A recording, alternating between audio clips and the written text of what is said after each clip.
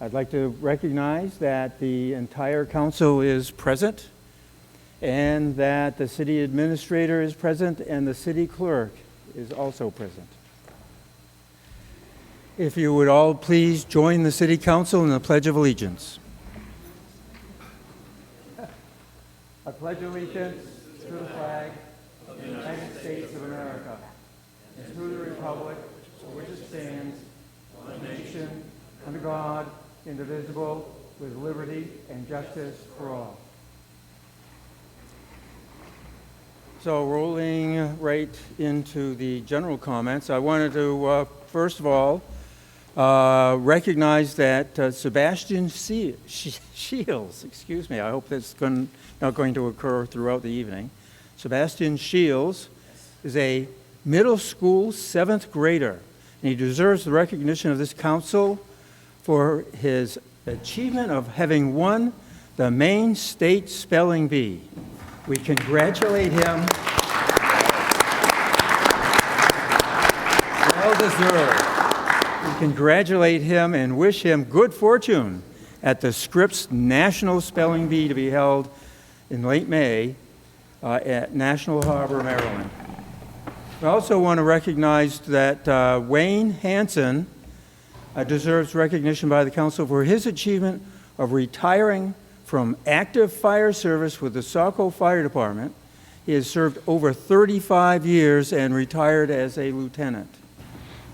And finally, it is with regret that I also recognize Robert J. Bob Nichols, who passed away last week. Bob was a longtime volunteer at the Saco Food Pantry and served as its president in the latter years.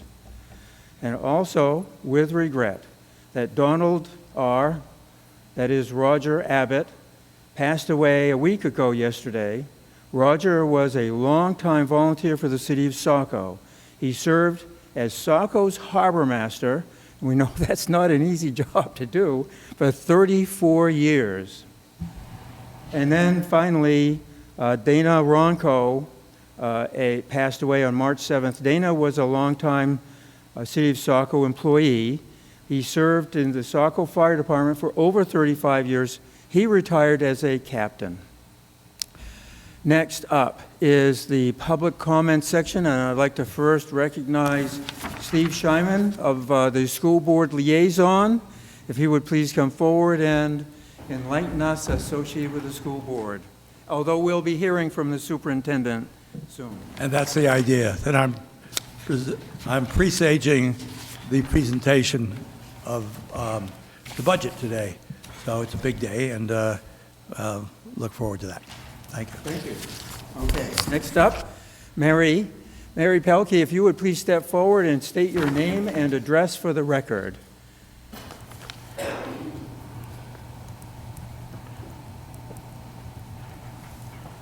Good evening, Mr. Mayor and City Councilors. My name is Mary Pelkey, and I live at 35 McKinney Road here in Saco. I decided I wanted to speak with you tonight because you're going to be deciding some of the funding levels in this budget cycle. I would like to plead with you to consider increasing funding to the various senior programs. The state funding of $1.9 million for Saco School Department was intended to assist property owners with a little break on their taxes, but instead I read that the money was going to the schools to increase their pre-K program. Why can't that money be found within the existing budget and the state money be used in the existing budget to keep the tax burden down? Many seniors have moved out of Saco because of the high taxes. My brother is one of them. I know that there are a few more that are looking at moving to another town with a lower tax base as well. The seniors who have lived here all their lives built this town into what it is today.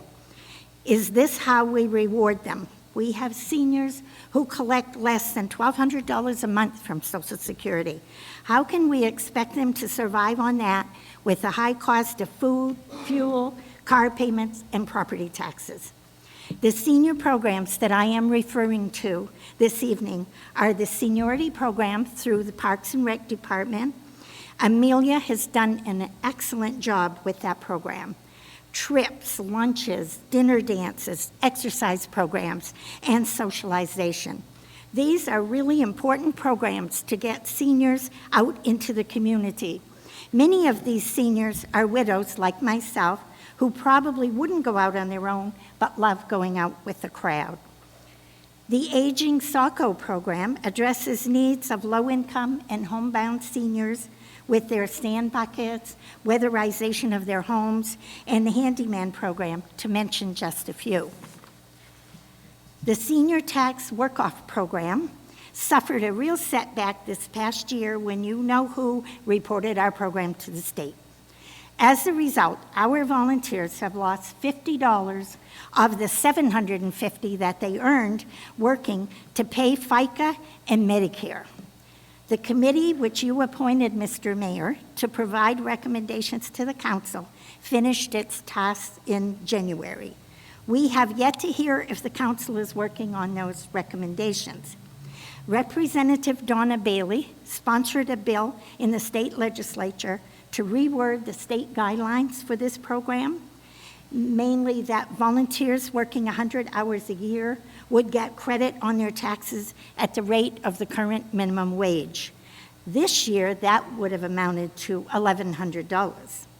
When the hours were cut back based on the minimum wage, we lost 40% of the staffing at the train station alone. Mary Starr has had a difficult time to keep the station staffed at full level like we were before. I would like to say that she is doing a great job, and her coffee sessions each month bring the volunteers together to share experiences and raise any questions that they may have. She also brings in guest speakers. When Aging SACO did their survey a couple of years ago, the highest concern was the high taxes, and they've gone up again. The last time I asked you to cut back, a member of the audience said he didn't have a problem paying extra for the schools.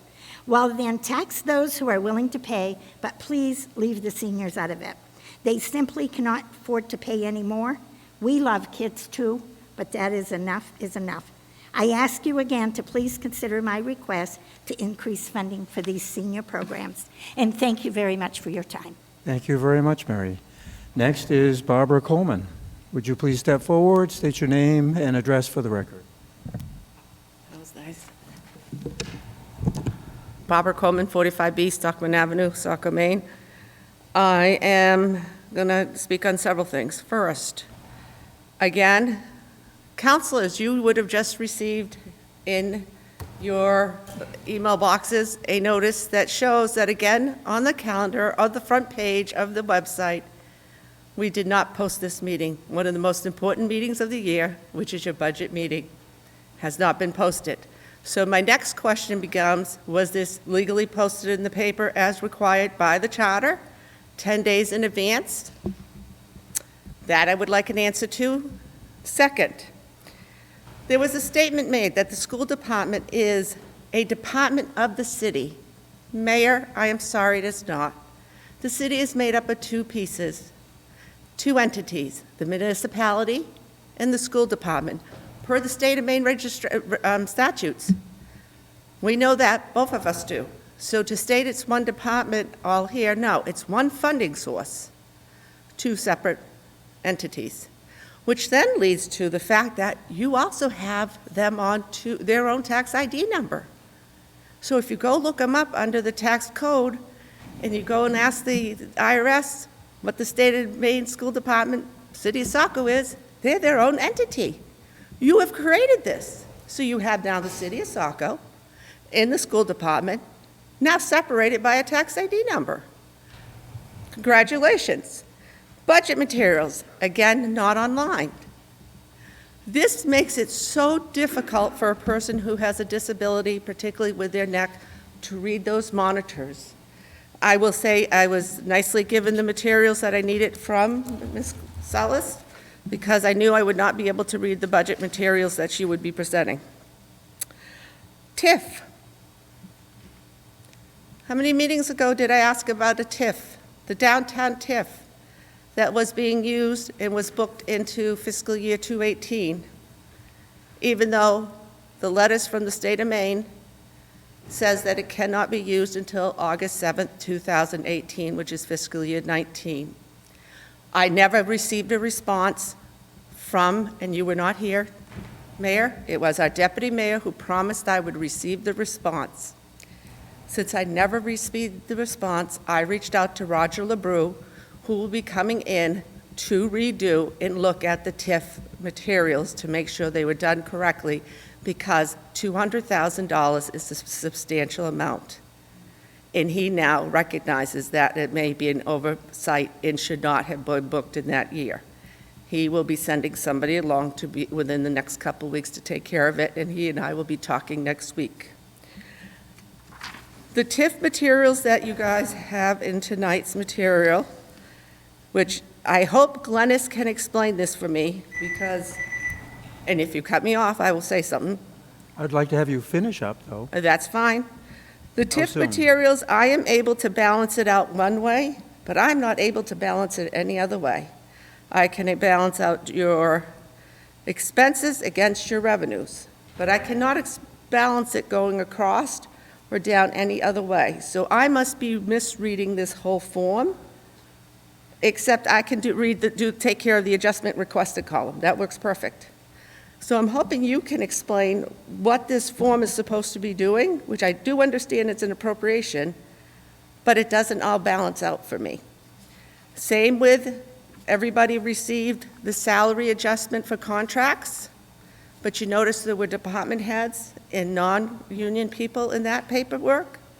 Again, that is not, it was for contracts. You guys are going to be approving something that is not correct. We have an auditor now, an internal auditor, who should have caught there were department head people and not contracted people. So I'm not sure how many more people we need to keep adding to the city to fix the issues that have been at hand, but we seem to keep adding and adding, but the list for me has gone longer and longer and longer.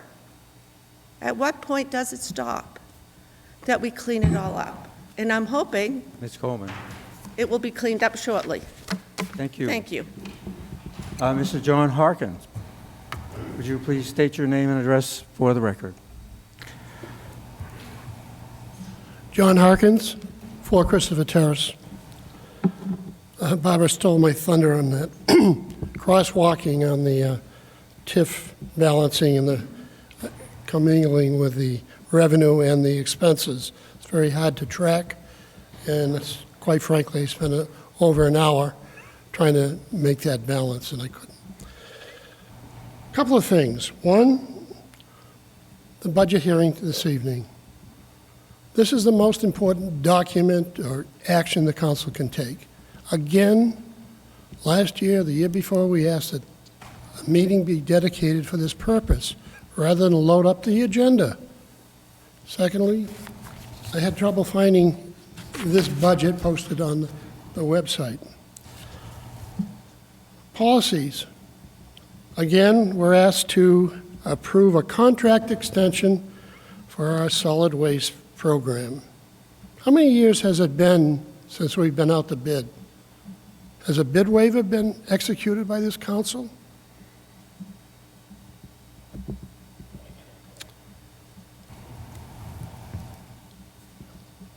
As far as the line item budget is concerned, this, this budget that was put together, a chart of accounts has to be created that can be simplified, that can be tracked, and understandable by the public, excuse me.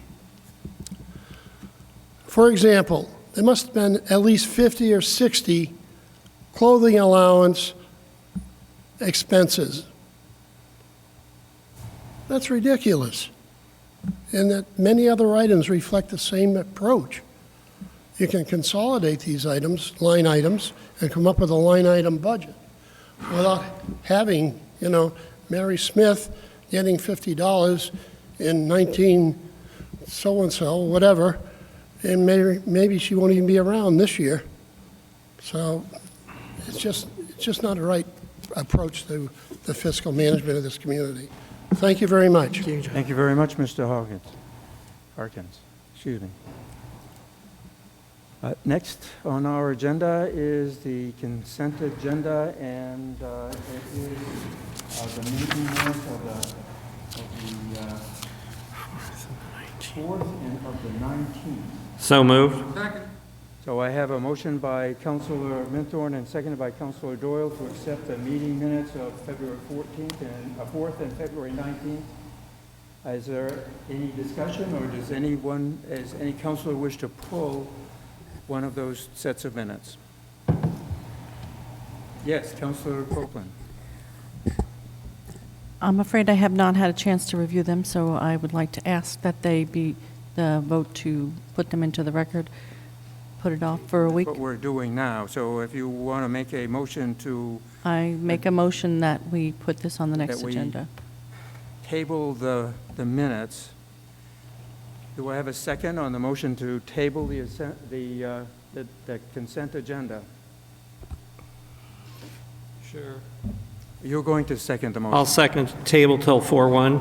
So the motion that was made to present it to the floor is now been made to table. Councilor Copeland has made the motion to table, seconded by Councilor Minthorn. Are there any comments to that? Seeing none. The vote is Councilor Johnston. I just wanted to clarify, it's solely because you haven't had a chance to read them, right? That's true. Okay. So, well, let me start off with Councilor Johnston. Yes. Councilor Smart. Yes. Councilor Minthorn. Yes. Councilor Copeland. Yes. Councilor Doyle. Yes. Councilor Gay. Yes. And Councilor Archer. Yes. The motion to table passes. This will be taken up on April 1st. April 1st. Thank you, councilors. Monday, April 1st. The next item on the agenda is the year-to-date budget update. Ms. Salas, our finance director. Yes, thank you. I'm just going to need a second to.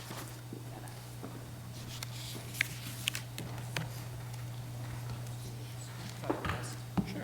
Yeah. I just need the HT. I'm already trying.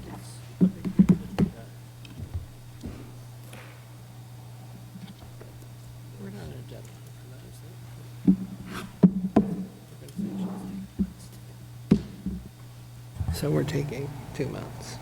It's not a big deal. God, these mics are sensitive.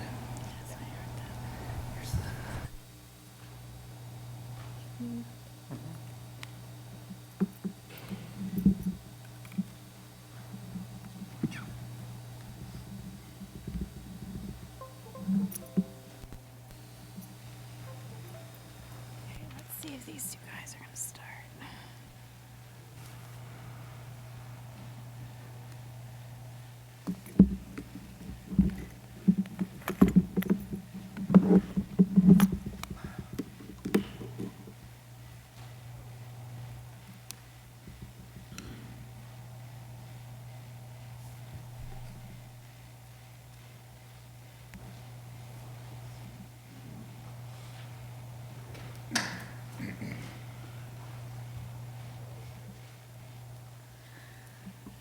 Okay, thank you. Sorry about the delay there.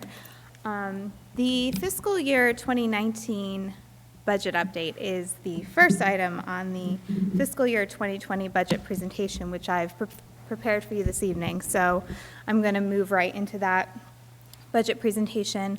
The City Council was provided with printed materials about that fiscal year 2019 update, so you can follow along as I review the information. Do this.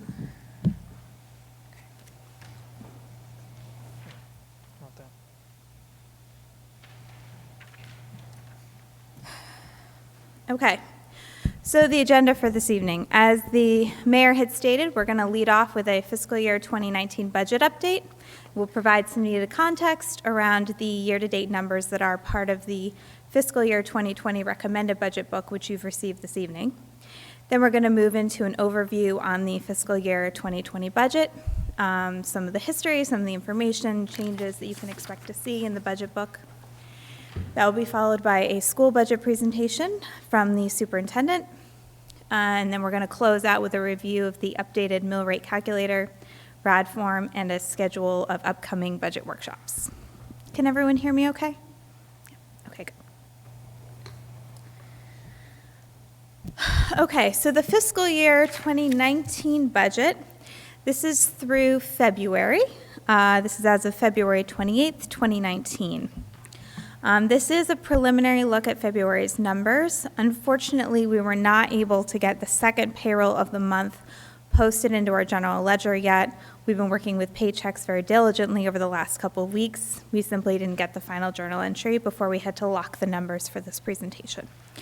That being said, factoring in an estimated $420,000 net cost for payroll, the city would be at 62.7% of budgeted expenses versus 66.7% of the year elapsed.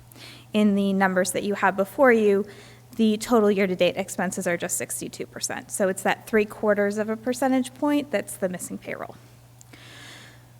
A significant portion of the second half taxes were collected early in February. Of course, they were due on March 8th, but citizens come in early to make sure that that's taken care of on time. So we were at 76% of budgeted real and personal property taxes through the end of February, and that gets our revenues to 73.5% of budget. Overall, taking a quick look at our undesignated fund balance, we are at $11,797,000. Of course, that's 21% of the adopted budget. That's very high. But now that we are most of the way through collecting the second half property taxes, we're going to continue to have expenses coming in against that unassigned fund balance, and will be a lot lower by the end of the year. Okay, general fund expenses, going through some of these departments, and I apologize that it's a little bit of an eye chart here. The assessing and code enforcement departments are at 50.3% and 55% of budget respectively. There's been a couple open positions in both departments. That's why the expenditures have lagged. Building maintenance is at 55% of budget spent. Non-supervisory wages were budgeted for the 2 facility workers, but have been paid out of Public Works over the last couple of months, so that's why this is also coming in a little bit light. Budget amendment number 11, with the adjustments both to contracted and all salary lines, will fix this. Council's at 73.8% of budget. We have 3 quarterly stipends, which have been paid. This department will be in line once we get to March's update. Contingency, county tax, and supported entities, they are at 86.3%, 99.2%, and 79.6% respectively. These items were all paid mostly or completely upfront and are therefore tracking ahead. There's still a few supported entities that have not yet requested their payments. These include the Coastal Waters Commission, Economic Development Commission, the SMAA, which is Southern Maine Agency for Aging. We fund them for Meals on Wheels, Saco Pathfinders, and the Veterans Council. Planning and Economic Development is at 43.8% of budget. With the Economic Development position open, expenditures on that side of the department are very light. This will be offset by a lower than budgeted transfer from the Economic Development Fund, which will assist the EDC in funding some of their strategic initiatives for business development. Solicitor is at 83.8% of budget. There are tighter controls in place. We're not anticipating that this line will go over by year's end. Insurance. We made the decision to align our insurance payments with the fiscal year rather than paying in March as we have in the past. So for fiscal year 2019, we're actually only going to be paying a small portion of the total percent that was budgeted, and then we'll go back to full year expenditures in fiscal year 2020. The remaining expense should fall to the general fund balance at year's end. Transfers. Most of these transfers are related to TIF funds, so we're tracking a little bit behind, well, far behind, 3.1% of year, but these are all related to TIF funds, basically. That's a top priority for the finance department. Now that the budget book has been put together and we're moving into budget presentations, we're going to be issuing the tax credits back to the developers that are under CEA agreements and be transferring the remainder of the revenue into the TIF funds. There is a $25,000 transfer that was already booked. That's for the CE Erosion Fund for Budget Amendment Number 2. And $17,931 was transferred for Budget Amendment Number 8, which was to move the federal asset forfeiture funds where they belong. Building rentals. Okay, so now we're going to move on to the revenue side. Building rentals have been coming in a little bit light year to date. The internal auditor worked together with our accounts receivable billing specialist to identify $32,415 in rental payments and fees owed to the city. So now we're working with our partners to collect the amounts owed. Big thanks to them for their hard work and research on that project. Cable franchise is at 55.2% of budgeted revenues. We've received 2 checks so far this year, Q1 and Q2. The city clerk is at 55.9% of budgeted revenues. We've talked about this in the past. The city clerk was budgeted a little bit high this year, and we've adjusted those revenue amounts down in the budget for fiscal year 2020. Finance is at 61.6% of budgeted revenues. Lien fees and interest are low this year, and I believe that's because we had a strong tax collection year. So, of course, when you collect the taxes on time, your lien fees are going to be a little bit light. Interest earnings remain very strong thanks to a high Fed rate, and we also have very strong balances across our funds. We're still carrying a lot of the revenue that was received for the Public Works bond and the sewer bond. The February interest rate on our repurchase account was 2.5%, so really great rates. Planning and economic development is at 90% of budgeted revenue. $30,000 in construction inspection fees were charged for the services of our new in-house construction inspector, bringing this revenue line ahead of target. Police department is at 58.3% of budgeted revenues. We should get more revenue as we get into the tourist season. The sale of city assets is at 98.5% of budgeted revenues. That's all Unit 91.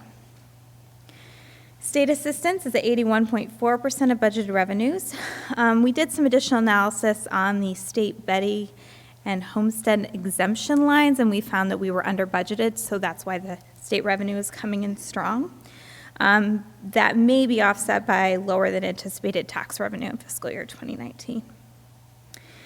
Transfers, 39.4% of budgeted revenues.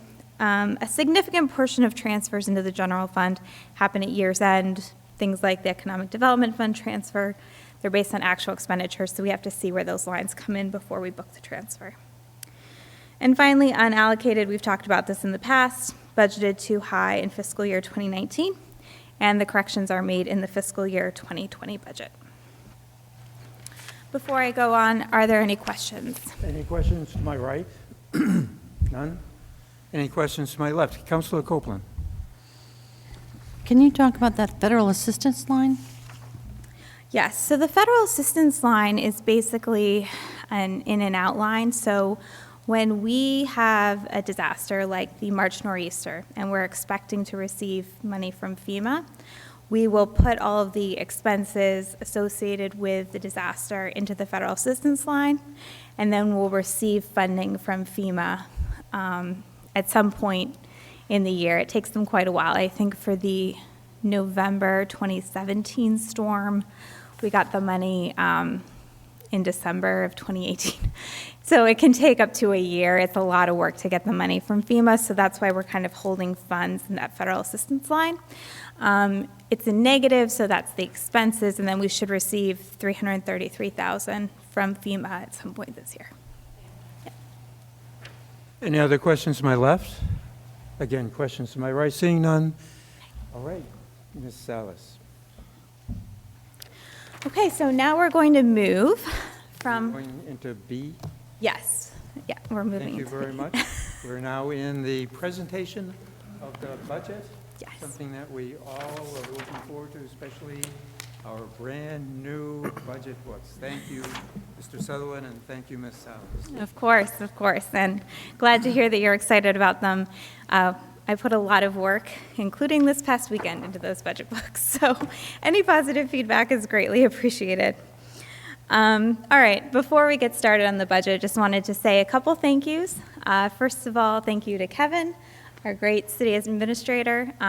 He's let me kind of run with my vision for what the budget process could be here in Saco, and given me a platform to be able to speak directly to you, the council, about what those ideas are. I also want to thank all the department heads back of the room. They were very supportive, even as we made several more changes to the process this year. They were all very supportive, and they've done a lot of really great work preparing this budget for you guys. And finally, I'd like to thank Tori and Emily in administration for giving me a lot of support and pulling the budget books together, proofreading, and more support to come in putting together the presentations that you'll be seeing over the next couple of weeks. Okay, changes and updates to the budget. Quite a laundry list. So let's go through these. Departmental specific software expenses have been distributed from information technology into the departmental budgets. The logic there is that the departments really do have ownership over the budget selections that or the software selections that they make when they are departmental specific. IT really just acts as a support for implementation. So you'll notice that the IT budget has come down significantly this fiscal year, and those items have been redistributed.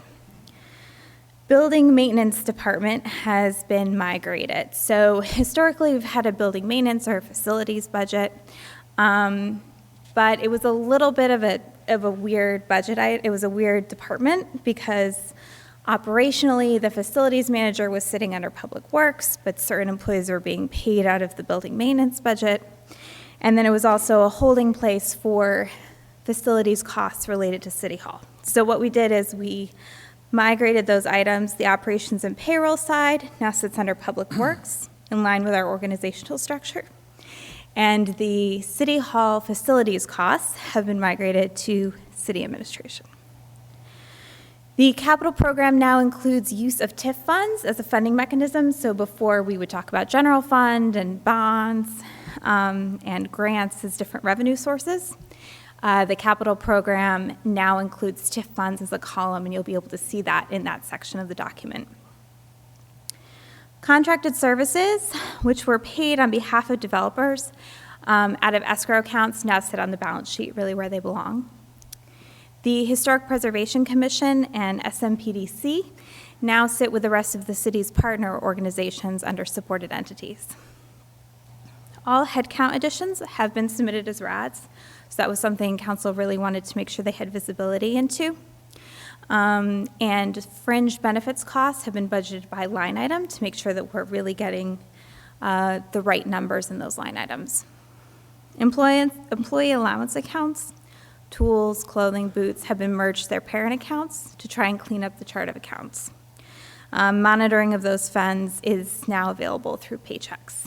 There are still a couple employee-specific allowance accounts in the chart of accounts. I'm working with Munis to understand why we can't merge them. It's a technical error on Munis's part. More changes and updates. CMP utilities accounts are now budgeted at the account level rather than at the parent electricity accounts for each department. This enables more efficient analysis of over and underspent line items at the annual audit. Parks and Rec programming costs are now budgeted at the account level rather than at the parent accounts for the same reason. Fringe benefits lines. These have been audited at the employee level, and forecasted changes to salary lines have been factored into cost increases. We were excited to experience significant cost savings as a result of that audit. Fund budgets have been more closely reviewed with responsible staff and commissions. That's still a work in progress, but we've made good progress, I think, this year, and we hope to get ahead of that more next year. Use of TIF funds were reviewed with the Economic Development Commission, and a recommendation has been forwarded in the form of this budget to the City Council. Outside assignment time costs, this is a police department revenue source.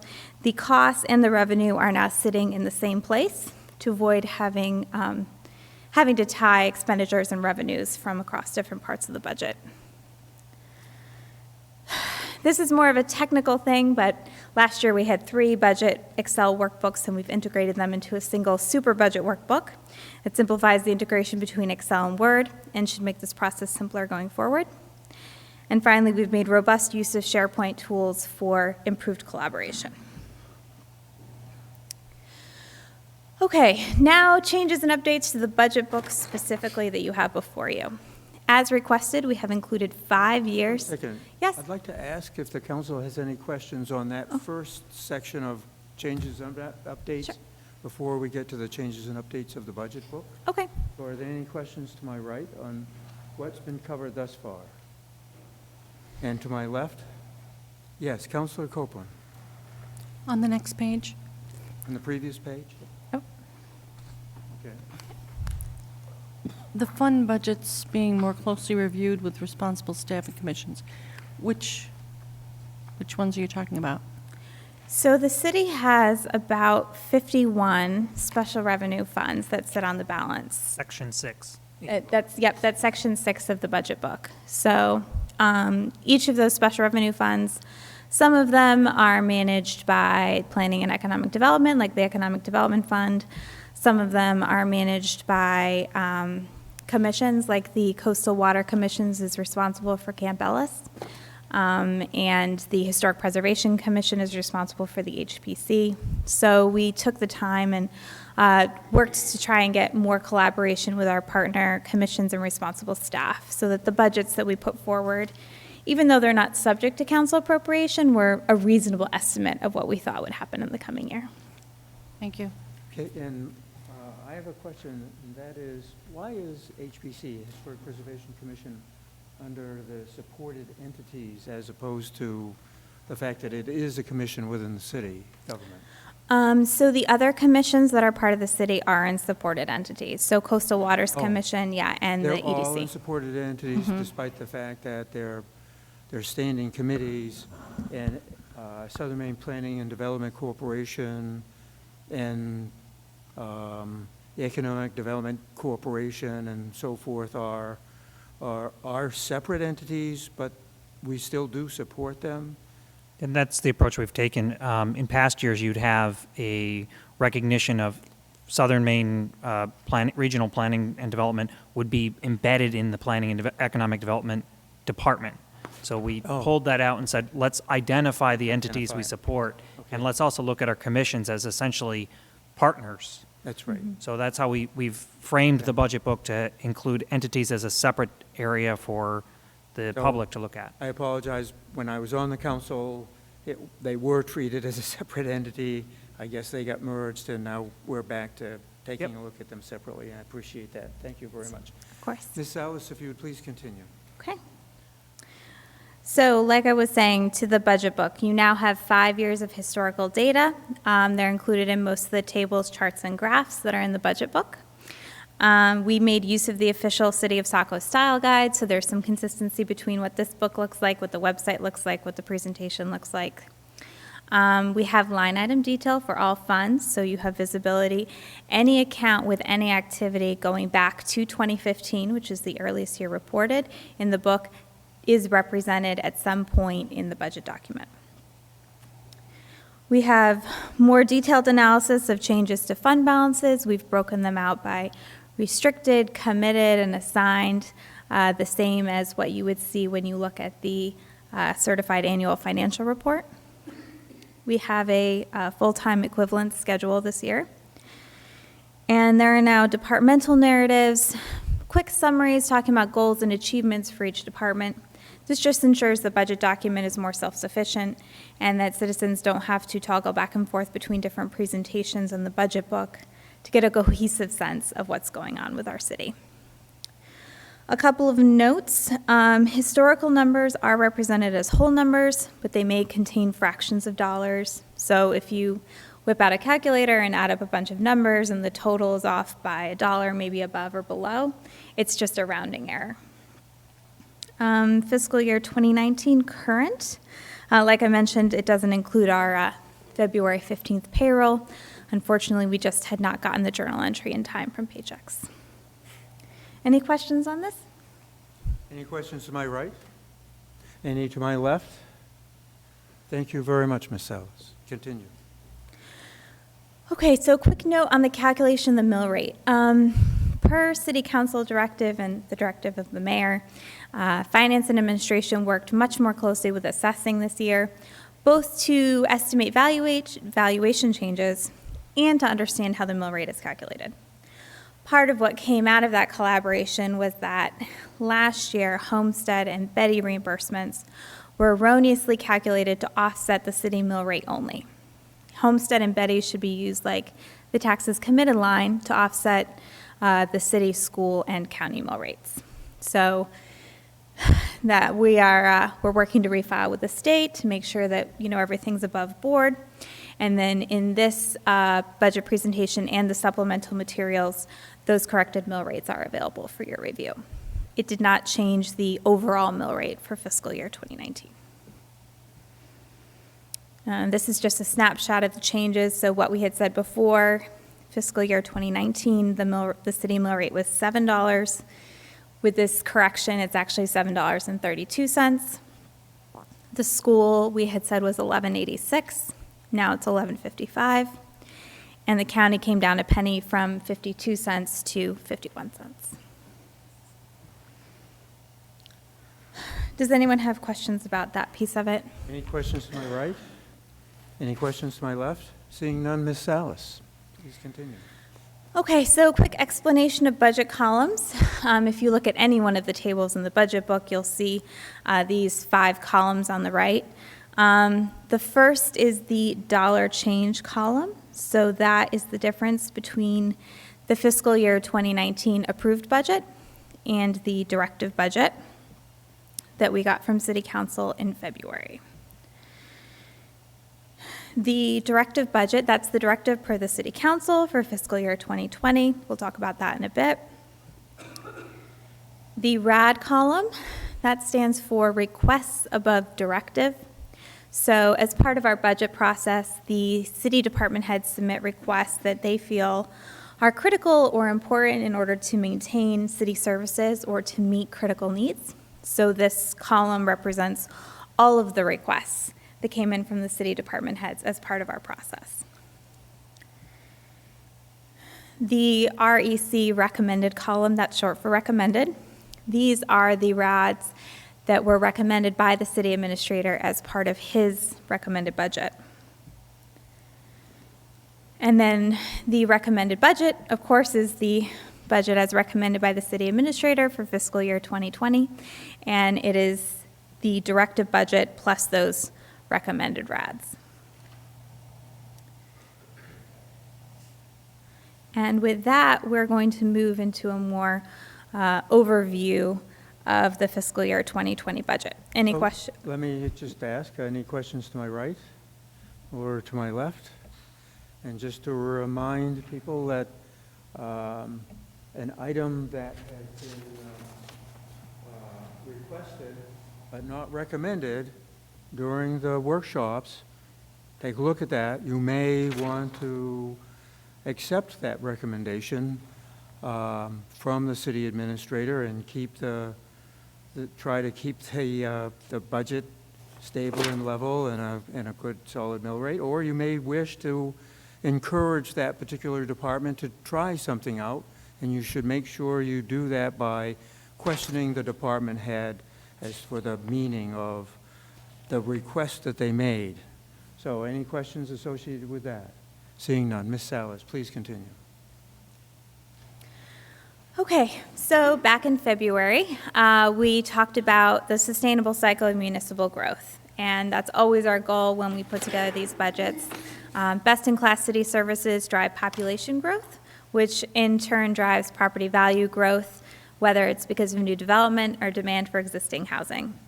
That property value growth drives increasing tax revenue on a flat mill rate, which in turn funds rising costs for our best-in-class city services. In cases where there are tax cuts, it can make it very difficult for that property valuation growth to correctly or to sustain the necessary cost increases in our best-in-class city services in order to service rising population and expanding development. That's the situation that we've experienced over the last 2 years. In total, because of mill rate decreases since 2017, the city has lost about $2.4 million. Now, some of that was because of efficiency, alternative revenue sources, but some of that really came down to department heads holding the line with their budgets and staffing levels, even as the population continued to grow. In February, we presented a couple of possible directive scenarios: a zero mill rate increase, a maintenance of effort, or a critical needs budget. The City Council responded with a directive to cover our contracted increases and an allowance of 1.9% on other items. At the time, we anticipated that this would result in a mill rate increase of 55 cents. Having pulled all the numbers together, the actual mill rate increase for that directive is just 49 cents. At $7.81, we're still well below 2017's $8.09 city mill rate. This gives you a sense of where we landed in terms of the 2019 approved budget with the corrections for Homestead and Betty.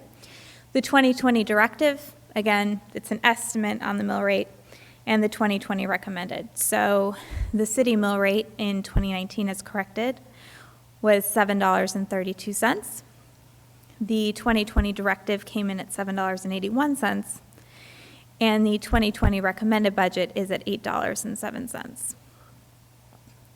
The school mill rate is $11.55 with the correction for 2019. Under the directive budget, it was $11.64, and the recommendation budget is the same. So we forwarded the directive and recommended budget columns for the school in this budget book are identical to what was put forward by the school board as a recommendation to the City Council. Finally, with the county mill rate as corrected, it was 51 cents in 2019, and we're looking at probably about 52 cents for fiscal year 2020. That gets us to a total mill rate of $19.97 under the 2020 directive budget, and under the 2020 recommended budget, the estimation is $20.23 on the mill rate. Let's look at this a different way. The recommended budget would be an 85-cent total mill rate increase. That's a 4.4% increase, and it would be a $16.15 impact to the typical homeowner per month. Splitting it out separately, the city has a 75-cent increase, the school has a 9-cent increase, and the county has a 1-cent increase. That's a 10.2% increase on the mill rate for the city, a 0.8% increase for the school, and a 2% increase on the county. The impact to your typical Saco homeowner per month from the city would be $14.25. For the school, it would be $1.71, and the county, it would be 19 cents. As recommended, the city mill rate is still below fiscal year 2017's $8.09 rate. This is another way of looking at it, so rather than trying to calculate the mill rate, let's talk about what the actual dollar increases are. The total city budget is an increase of $1.8 million, a 3.3% increase versus 2019. And again, the impact to the homeowner we're estimating, it's the same number. This is the expense side of the budget. For the city, expenses as recommended increased $1.6 million. The school increased $200,000, and the county increased $30,168. That's a 5.9% increase on the city, a 0.7% increase on the school, and a county increase of 2.5%. Okay, so looking at the requests above directive. As you go through your budget book, all of the requests above the directive budget have been entered in with descriptions, what if it's not funded, and additional detail that the department heads provided as part of this process. We've prioritized the requests above directive as follows. So our priority number 1 is a maintain effort RADs. So these are RADs that are needed in order for the city to sustain its services and to sustain its efforts from the year before. Second priority are critical needs RADs. So these are RADs that will basically resolve current strain on city services that have been created by past mill rate cuts in a growing city. And finally, our priority 3 are invest for growth RADs.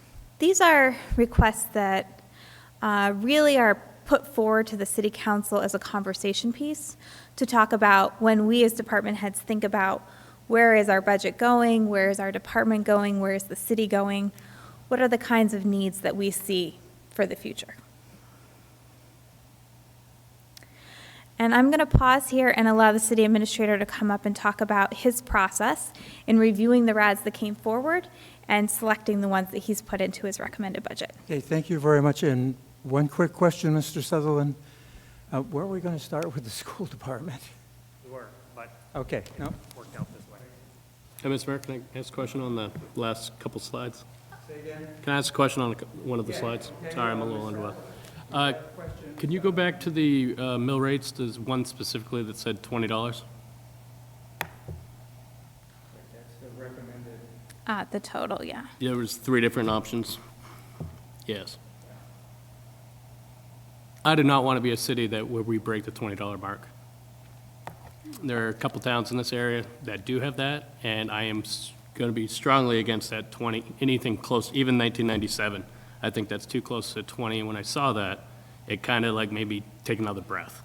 I do believe that, yes, increases will happen. However, to go from 1938 to 2023 literally stopped my heart a little bit. So I would like to, with the mayor and any other councilors and city leadership, I'd definitely like to dig into this and make sure we get nowhere near $20 on the mill rate. And that's what we do the workshops for? So any other comments or questions to my right? Any to my left? Thank you. And I have to say there's probably more consensus associated with breaking the $20 mill rate than you might have heard up to this point. It's one of those things we should be looking to avoid. Mr. Sutherland, please. And understanding that concern, Thank you. there were a lot of requests that came in that departments are struggling with, and you'll hear from them during their presentations over the next couple of weeks. Many of them have very compelling stories for reasons why we need to increase our municipal budget. And so when I looked at the array of RADs, and really this goes into section 4 of your budget book. So again, just touching on the tabs that are in the book. Section 1 is an overview of the city. This is the same as last year. Section 2 is the financial summary documents. Section 3 touches on the capital program, and we'll delve into that next week along with Public Works. Section 4 is the meat of our departments, and that's where you see sort of a growth in terms of explaining or providing more of the information than we did last year. You have the first part of it for each department. So you go department by department. The first part is the category line item. Then it goes into some information, it starts with the org chart and some information about the department, including our goals. Then it touches on the category budgets for each of the departments, along with pie and graph charts. And then it goes into the line item detail for each department. So you have all of the information that we have that drives our budget every year and is the information we use in our financial software throughout the year to then share with you.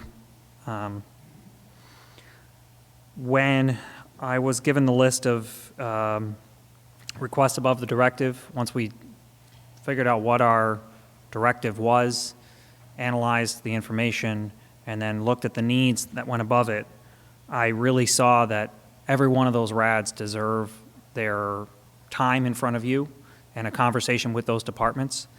But I could not feasibly try to give you a recommended budget that supported all of them. I have to also recognize the community's ability to absorb the expenditure increase. So I was trying to keep the municipal mill rate slightly below where it was at its high point in fiscal year 17. That was my goal and the reason why I chose the requests I did to present to you. I'm hopeful, and I'll talk about it during my administrative update, I'm hopeful that the state legislature will provide more of our municipal revenue share in June when they approve their budget. If they do that, we'll have some more money to keep that mill rate down.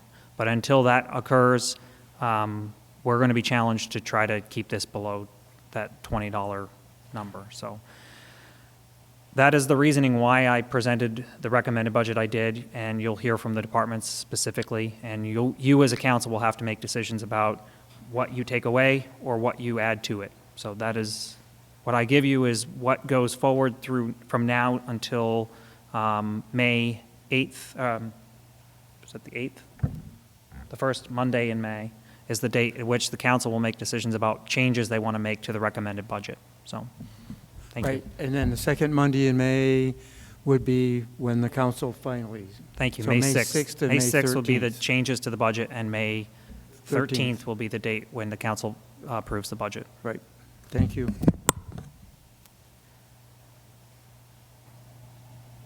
you want to take back over?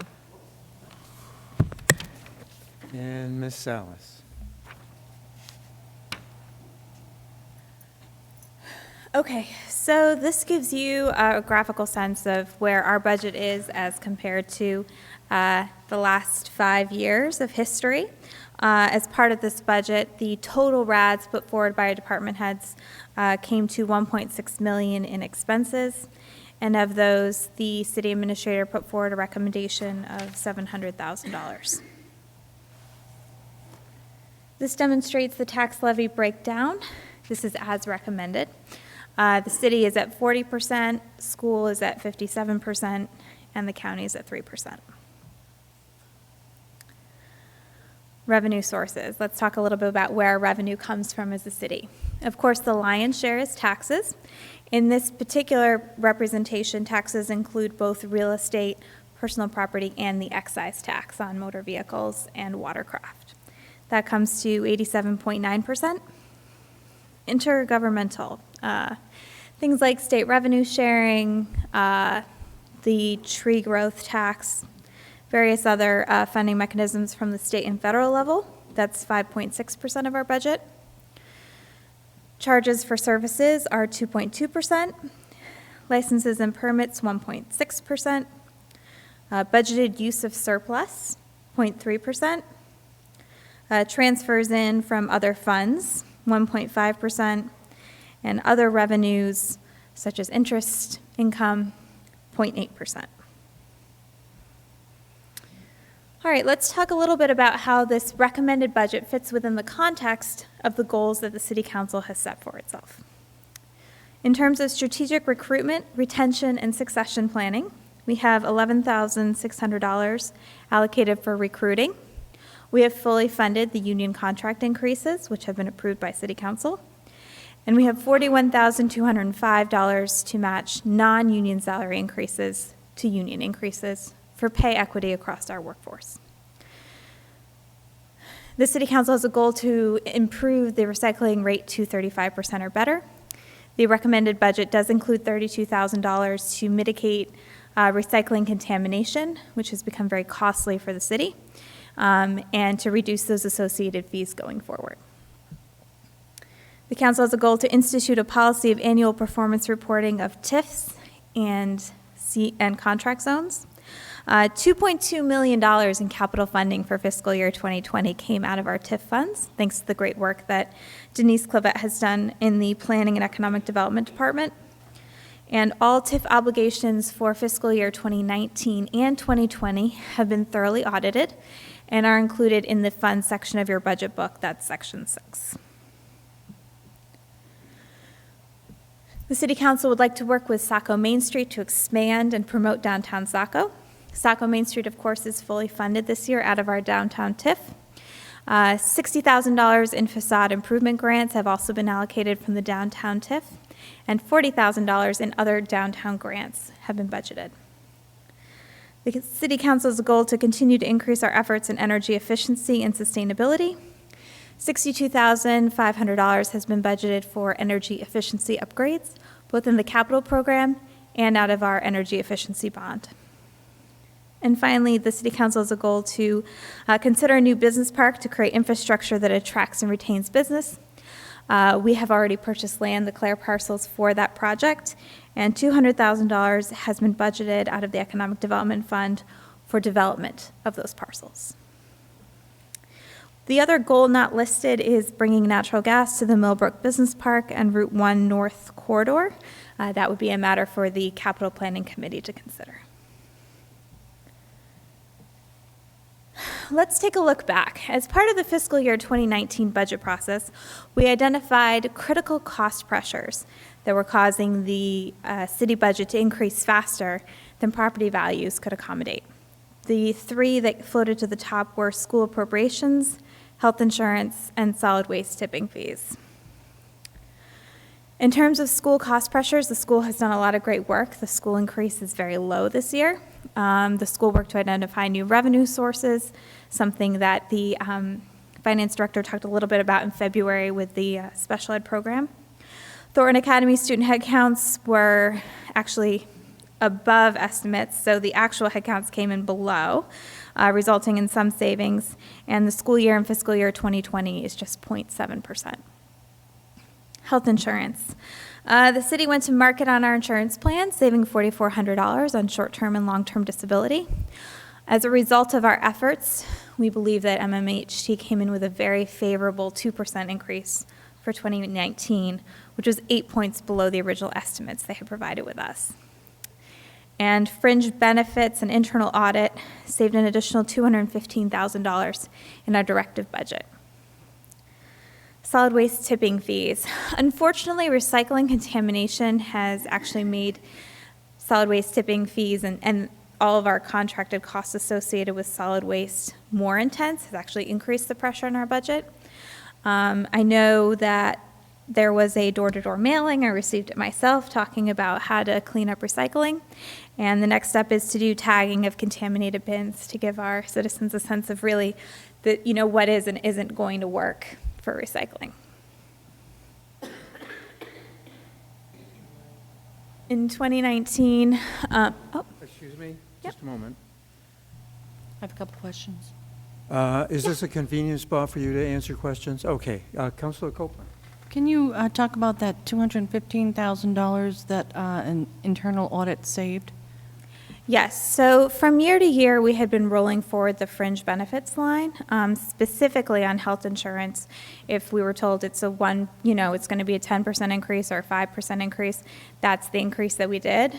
Last year, per city council directive, I believe we did a 5% increase just based on how the past couple of years of increases had come in.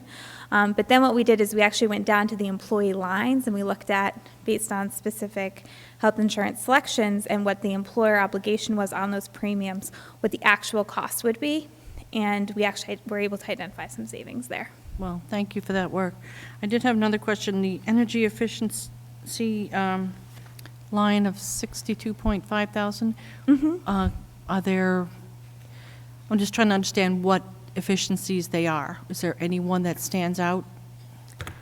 So I had reached out to the chair of the Energy Committee, who's Howard Carter, about what maybe their plans were for fiscal year 2020. I don't think they had any specific initiatives in mind, but he estimated that about $50,000 would probably be spent. LED upgrades, making our lighting more efficient was one thing, he had highlighted to me. I know the city purchased a lift so that we could fix some of the light bulbs ourselves in some of the higher ceilings, so. So was that going to be part of the capital plan presentation? So the capital plan has $12,500 dedicated for energy efficiency upgrades, and then $50,000 coming out of the bond fund, the energy bond, but we can certainly get more specifics from the committee before, and make it part of one of these workshop presentations. But that seems to be the logical place for it to appear during the budget workshops. Am I correct with that assumption? Or that or supported entities. Okay. Yeah. But we'll be We'll hearing find a it in place to detail do a once we presentation. get through the budget. Thank you. Any Yeah. other questions? Thank you. Excuse me. No. Any other questions to my left? Any questions to my right? Thank you. Please, Ms. Salas, continue. Okay. Okay, so 2 more strategic initiatives identified for fiscal year 2019. One was to get more from our TIF resources, so we've already talked about this. There are 7 TIF development programs that have been amended and approved per the City Council. They're now under review at the state. We have a $2.2 million cash infusion into our capital program from TIF funds. We have $175,653 in additional bond payments and $1.6 million in other development programs and initiatives to grow our city. We also wanted to get more from the state. So the watercraft excise tax adjustment was presented to the state delegation back in November and also forwarded on to MMA for consideration.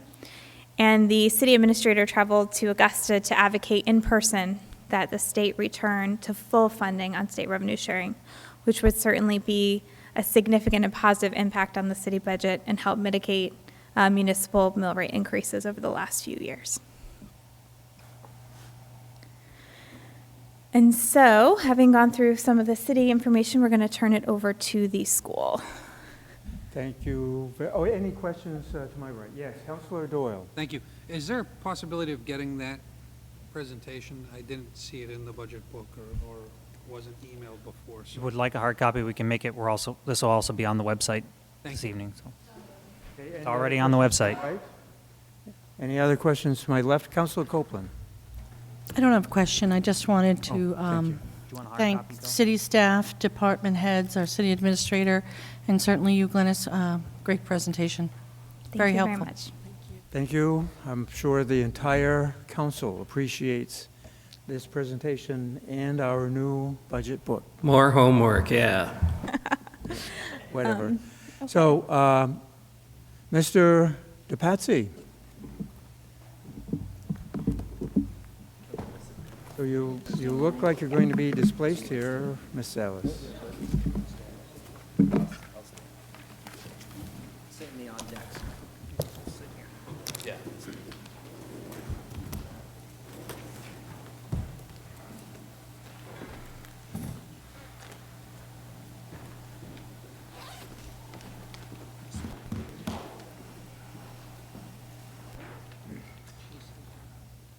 So, are you going to address us from the podium or from the table? We're just gonna do it from right here, Okay, if that's great. okay.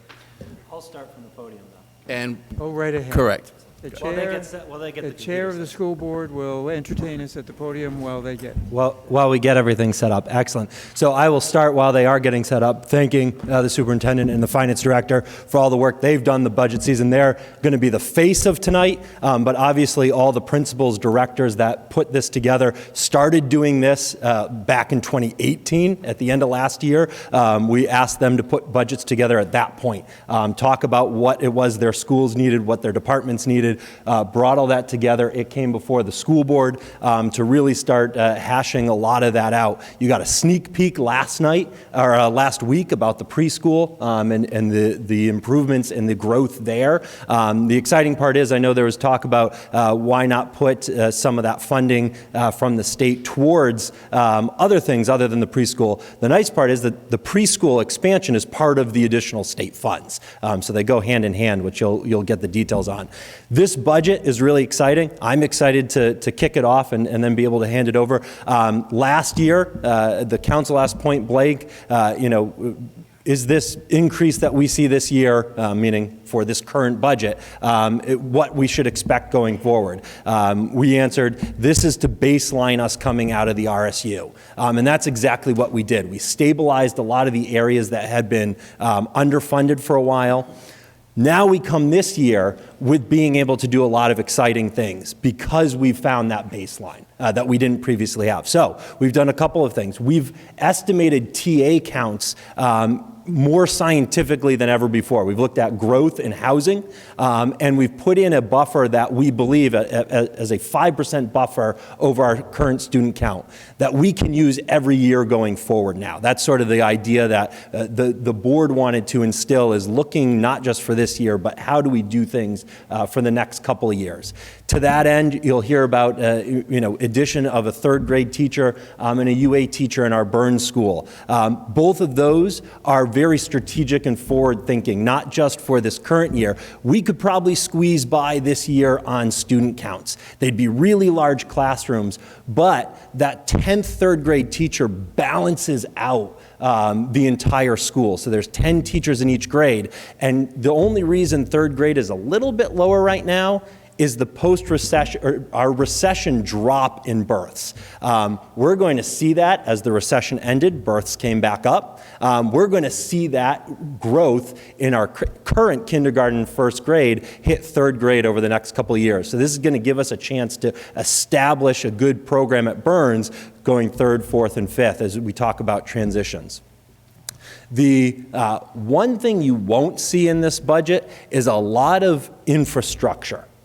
Right? We've historically underfunded infrastructure. We continued to underfund infrastructure in this budget. We're putting a lot of eggs in the basket of the state funding for a new school and all the permutations that would look like. That is still several years out. The infrastructure that is in here is critical. We actually had a young student from the Burns School come to us and talk about the need for an awning at Burns School and the importance of that and what it's meant to her and her fellow classmates. So there's very careful consideration of any infrastructure money that's in this budget. We looked at 2018, the latest year of completed budgets. We had actually dropped to second to last in York and Cumberland County for overall expenditures per pupil. So again, with last year's budget really infusing us back to a baseline, and now this budget where we're able to use additional funding sources, so looking at main care and starting to bill for services that we already provide. We just have to provide them in the way that we can bill for it, as well as the additional subsidy, both in the budget as a whole, but also because of our expanded pre-K, we're bringing in additional revenues. Glennis stole the drop in the mill rate last year with so we were at 180, we dropped down to or 1180, we dropped down to the 1155 with the homestead. So we actually anticipate when all is said and done, our mill rate's going to come down from where it was on the school side. Our total increase is $200,000 of city dollars. That should be in line with some of the growth across the city, both in value but also in new buildings. There are 10 brand new gorgeous houses across the street from me on 112. So that not growth in people's individual houses, but new houses themselves. So with that as an introduction, I will turn it over to Dominic and Jason for the details. But thank you. We're very excited about this budget and moving through the rest of the process. Thank you very much, Mr. DePatsy. Great. Thank you, Garrett, very much. And thank you, the school board, as well as our administrative team that helped us develop the budget, and also the teachers and staff, because they also provide their input way back in December when the administrators went out to get their input on the budget, which are some positions that we're going to talk about tonight. So what we're going to do is, and I sent this to you in your email, this will be on our website, they're linked in for Google Docs as well, but we're going to walk through the 9 areas that you will all be voting for, because these are the areas that, can you move it? Yeah. That most of our budget falls into. Go ahead. So to give you a quick summary of the overall budget, it's currently board-approved budget of $41,853,513. This is an increase from 2019 of $2.5 million, or 6.36%. Our current student population from pre-K through 8th grade is 1,776 students. It's increased slightly from last year. And our current enrollment at Thornton Academy is 927, which we have seen a decrease. We currently have 372 full and part-time employees throughout the school district, as well as a variation of 99 currently on our list substitute employees. The budgetary increase means for an overall tax increase of $201,834, excuse me, or 0.74% from 2019. Again, I'm going to echo what Garrett said, that it has a lot to do with new anticipated revenue for billing, as well as our pre-K program, which we received in our subsidy. This presentation has many, many links throughout the whole presentation. I just want to echo that to the council as well as people at home. It's going to be posted online tomorrow. There's a lot of data that's linked to this presentation. We're going to touch about it on a few things, but majority of, if you have questions, you want to have some further conversations with what's in detail, be more than happy to do so.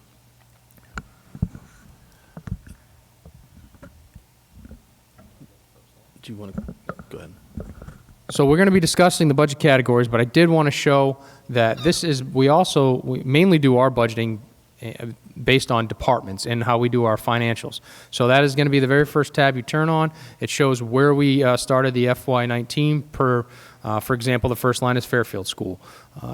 The next column will be our superintendent's budget that we presented to the school board, as well as the approved RADs that were discussed back on March 13th, and then our final board-approved budget. I do want to echo that our insurance rate will be in on April 1st. I sent an email out to both the school board and the city council that the max that Anthem is going to be implementing is 7%. We do have a very good favorable percentage this year. I'm hoping that shows additional significant savings to the school board, the school budget, and I will share that once the number comes out and I've done the calculation for you. I also would just want to talk about another revenue source, too, that was kind of not talked about before. I wanted to thank the school board for finally voting in the SMLC, which is the York County superintendents that meet together. So that was an extra $100,000 in the subsidy that came in. It's kind of been glossed over, but we voted back on, I think, in December. So this is just a pie graph showing the different areas, the different cost centers that you'll be voting on. Primarily, if you really look at this, regular ed, special ed, as well as the student and staff support, that's 85% of our budget. It's all people. It's all people, salaries, and contracts that we have. The other 15% make up system administration, school administration, transportation, facility maintenance, and debt service, and so forth. And if we really look at this whole budget, we hear a lot of rhetoric around saying we're just a pre-K, well, now pre-K 8, we're really pre-K 12. My central office, we work with TA all the time. We're dealing with students that come out of TA to go into TA. Special ed is pre-K through 12. We also have transportation, which we do make a little bit of revenue on down the line. So I think it's, when we hear about that, this is a $42 million budget, but we are also pre-K to 12, and we work really well with Thornton Academy to deliver the education that our students in our SACO deserve. So this is very similar to what we did last year. We took our budget comparison to surrounding York and Cumberland County districts. We're just going to open up the first link just so you can see how we fared, what we rank in out of the 18 schools. This data is published on the Maine Department of Education website. I do have the link right there that you can click on. Currently this year, let me rephrase that. Last year we were 15 out of 18. Currently this year we spend, we're 17 out of 18 in what we spend per student ratio. Now, a couple different factors. Yes, Thornton Academy is definitely a very cost-effective way for education, but this is just goes to show that the additional money that we have been spending to our district is in line with surrounding other districts, and we are seeing the growth and hope that we were achieved when we presented these budget last year. So if you click on the very first link on the bottom, again, this will be the only one we get into, but it just kind of ranks what school is the highest. Top one as well is at $18,532 per student. We are at 17, just above Noble at $12,875 student. Throughout the presentation, again, links are here. We have it linked to each and every budget cost center. We won't do that in the presentation just to save time, but there is how we rank on all the other areas of our budget as well.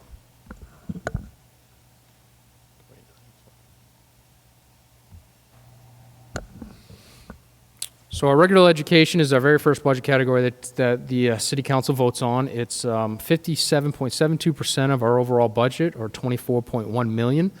What does that involve? It involves all of our regular ed teacher salaries and ed techs and benefits and salaries. Currently, we have 130.1 teachers. I know it's .1's weird, but we do have a couple part-time FTE teachers and 6 regular ed techs. It's $12.1 million is what makes up that $24 million. Again, we invest in people. That's just your salary and benefits. It's half of the cost center. Almost the other half of that is Thornton Academy tuition of $11.4 million at 47.2%. So you give those two, that's where we invest in regular education out of that $24 million. There's smaller other tuitions we pay to RSU 23. And then books, supplies, professional development, and contracted services is just under $400,000 at 1.7%, as well as our contingency fund of $150,000 of just about 0.6%. So when Garrett was talking about our RADs, this is where actually the teachers came forward, and we had a couple teachers come, third grade teachers come and speak to the school board. You can see that online. As well as if you really want to see in depth in how the school board talked about each of the RADs and all the discussion, it's all online. Great place to go and review it. But this third grade teacher did get through. The board voted this through as a RAD, as well as a STEM teacher at Burns. Basically, 4th and 5th grade have 10 teachers, and when I first came here, we were in dire straits with budgets, and we had to, when teachers retired, we never filled those positions, and this is one of the positions. And the third grade teacher basically said, when she came to the microphone, she said, we want that position back. And so this will level out, it'll even out for grades 3, 4, and 5 to have the same 18-19 student ratio to teacher ratio that all the other teachers have. The other one is a STEM teacher. This aligns with our strategic plan. Glennis was talking about their strategic plan. We have had a strategic plan this is going on our 4th year. This is right in line with our goals, as well as having a teacher provide some science, STEAM, science technology curriculum to all of our students as a UA. When a UA is a rotating unified arts. So this will help with scheduling. Right now we have issues with lunches and preps, all those conditions that are in our contracts with our teachers and ed techs. So this is a great thing, not only for our teachers, but for our students. It will help with RTI, which is response to intervention, help students close that achievement and opportunity gap. And the STEM teacher will be part of that. The math teacher replacing the current ed tech, basically what that is an ed tech for $35,000 that we are not going to rehire back, and it's an additional $35,000 to actually hire a teacher. So that would actually provide better instruction for those students down at Young. And there's an RTI, response to intervention stipend, for $6,000. That's what those RADs make up under the regular instruction area of the budget. Again, this is another area that we probably won't get into clicking the detail on every single slide, but I want to know that it's there. It's kind of hard to see on the screen at the front, but if you click on it, what this actually does is summarize for each budget category where the budget increase was from 2019 to 2020 that we're proposing. So again, the very first regular instruction RAD was RADs for teaching positions were in here, the ones that Dom just spoke about, the STEM teacher as well as the math teacher. The RAD list, which we didn't place on the cover sheet, but is all of our preschool program. That's the teachers and ed techs that are going to need to be staffing for the 4 new full-day program that we're hoping to install, as well as the teacher salary and benefits that increased over $400,000, and the reduction of the Thornton Academy because of our student enrollment amount, as well as supplies and books. So again, if you look at the very first spreadsheet that we had, where it talks about cover sheet, when it lists all 9, it'll tell you how much each one of those budget areas went up from one year to the next. And you can click on these, each one of these tabs to see the detail of what does that actually mean and why did that go up $658,000. And again, if you need more additional detail after you see the summary, please let us know and we can get that information to you. Second one is going to be special education. Again, it's second largest part of our budget, $8.2 million, just under 20%. Total salary and benefits was about 6.4 out of that $8 million. Again, we invest in people. 35.4 teachers, 65 ed techs, director, assistant director, and secretaries. It all makes up that $6.4 million. 78% of that cost center is our people. The other almost 15% is Thornton Academy special education that we pay Thornton to service our children through the 9 through 12 grade. We do have a couple out-of-district placements that we also pay for, as well as contracted services that we get eligible subsidy back. And again, professional development specialists, as well as contracted services, make up just under 4% of our special ed budget. So when we talk about the RADs for the day treatment program, again, a lot of misunderstanding around it. This is kind of a very complicated process, but it really isn't. So basically what we're doing, we're hiring a psychologist and 2 social workers to come in to help us set up day treatment programs. We've identified 42 students, K through 8, that we will be looking to bill for. There's a whole main care process around that. We're being trained around that, but we are trying to bring in extra revenue. But the biggest thing is that we are providing better services for our students. These students right now some of them don't even have a teacher. We don't have ed techs because we can't find them. So if we worked really hard in our contract for our ed techs to add a BHP language in there, behavioral health practitioner technician, into our contract. This will obviously give, part of this raise of $720,000 is giving some of our employees a $2 raise, because they're working with the most difficult, vulnerable students. These are students that will kick you, spit on you, do all, and our ed techs and teachers work daily with these students. And we want to keep them in the district, in the community, in the least restrictive environment. This is a great program. I've developed a couple of these as a past director of special ed, and now we're at the point where we really need, this will be a great program for not only revenue, but for good for kids. There's a lot more that goes into that, and we'll be happy to talk to you when we sit in around a round table or answer any other questions. The other instruction, essentially these are our summer school, before school, our co-curricular and extracurricular. We just makes up just about 0.6% of our budget. It's not a large category for us because we don't operate a high school athletic department. And most of the other schools that you see, when you compare us to somebody else, you're going to see, wow, $58, why are we so low? Well, because we don't have a high school activities. That majority of those costs are located in this cost center. But it is $204,000 out of our budget, and the only increase we had on that was, I believe did I put it on here? I didn't put it on here. We approved SMS to have summer programming as well as as the other schools have as well, of about $8,000. So that's the only thing that was added to this program from last year to this year, or this year to next year, I'm sorry. Next one is staff and student support. This would be our guidance, health, technology team, curriculum. It is 6% of our budget. It's $2.5 million. We have 8 guidance, 3 nurse, 1 LPN. We have our technology department. We have a director, assistant, a director, a data manager, a tech specialist. We also have a curriculum director and district stipends. All are located in this budget. Majority of this budget, again, 71% of it, which again is what is our telltale to our budgeting, is our people, which is $1.8 million of the 2.5. Other areas such as technology for leases, licensing, equipment is around $600,000. We've got training supplies, as well as purchase professional services, all make up the student and staff support. So this is the largest growing area in all the school departments. So we are seeing this across the board. Because of the level of students that were coming into the districts, we are having more students identify with more mental health issues, and the opioid crisis is really coming down on schools because we have to support those students. So you can see things like guidance and social worker are a huge part of the RADs on this. Safety, the SMS phone system, that is really a safety concern. They crackle in some of the rooms, so if we have an issue, we need to get down to the office, and this will also link into the PD department. Library books, and also technology. Technology, as you know, we're 1-to-1, thanks to our school board about a year and a half ago. We're 1-to-1, and students are really learning how to basically leverage and learn through through computers and making sure that we have iPads for K to 2, Chromebooks 3 to 5, and then I think 6, and then 7 to 8 is the Milty program. So they're 1-to-1. In the high school, they have iPads. So this is a continuum for all of our students.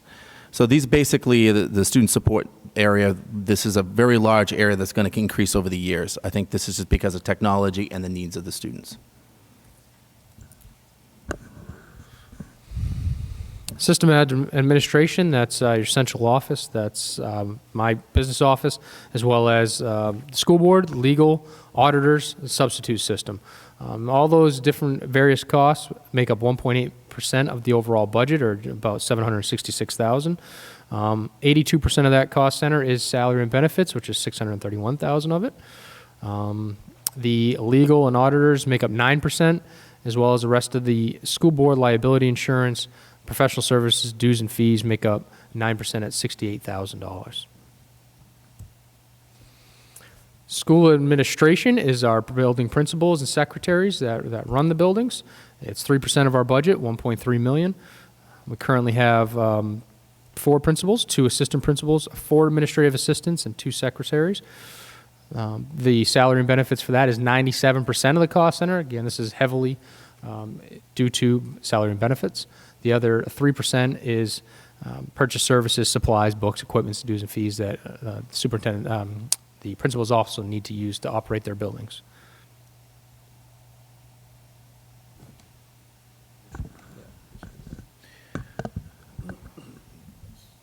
I just lost it. What is that one? I can't see it. Go ahead.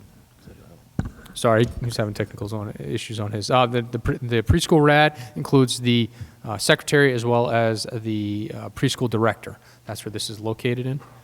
It falls just like all of our other building principals. So even though our whole preschool RAD, I just want to talk about that a little bit. Our whole preschool RAD is $859,000 that was approved on, but it's in various cost centers. It's not all in one. So you're going to hear me touching upon the RADs as we go. Like technology was in the last one. Our 4 teachers and 4 ed techs was in the first. Regular instruction, that was the coordinator and secretary. So they're broken up, as well as we have facilities and transportation costs of that preschool RAD that we'll discuss. Next one is transportation. It's 5% of our overall budget. Again, we have 25 bus drivers, 6 aides, an office manager, and a dispatcher. It's 68% of that overall cost center. Repairs, maintenance, and fuel are the second largest part of the budget. It's 16%. We also have lease purchase for all of our 13 buses that we have, which is just under $287,000. Insurance, supplies, dues, and fees. Again, that makes 2%. We do have a preschool RAD on here.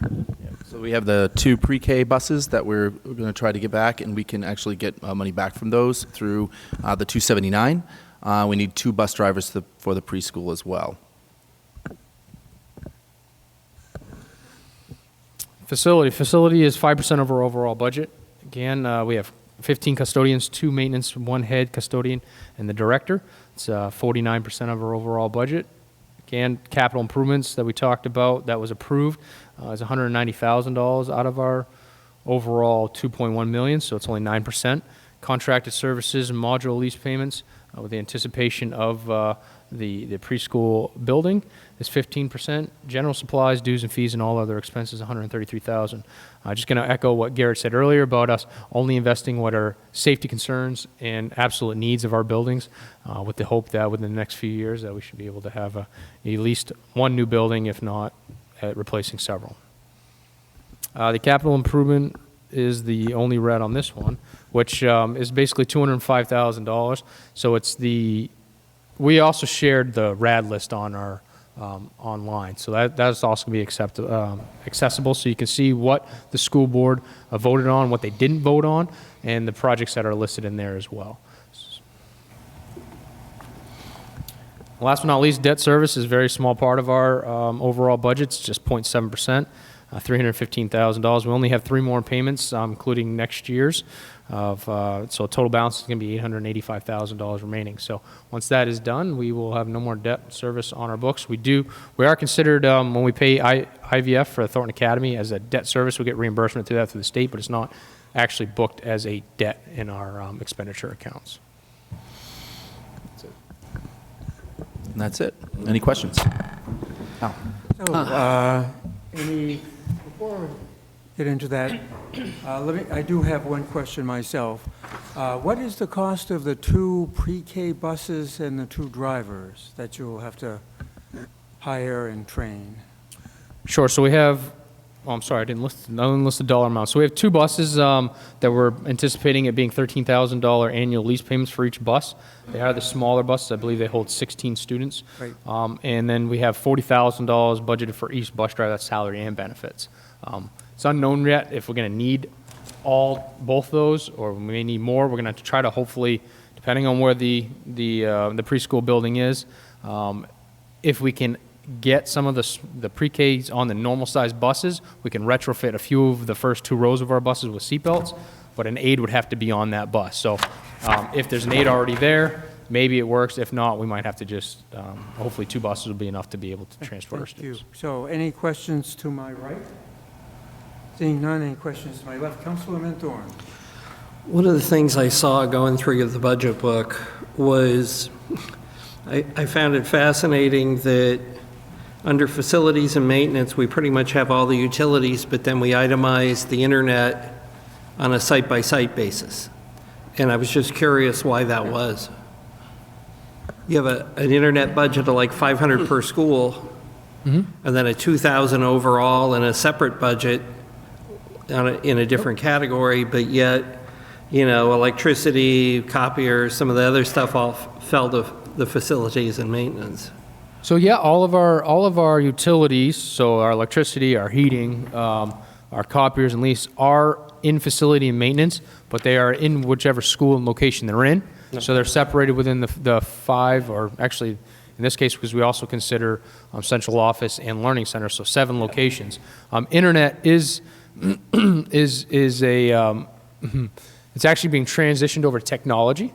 So what you may see is that it's still being booked out of one area, but all the other areas are in the technology area. That's actually why the phone systems is underneath technology. We're actually transitioning some of these costs that are not, they're hardwired within the building, but they're more of a technology piece, so it's in that transitional phase. All right, thank you. Yep. Thank you. Any other questions to my left? Councilor Copeland.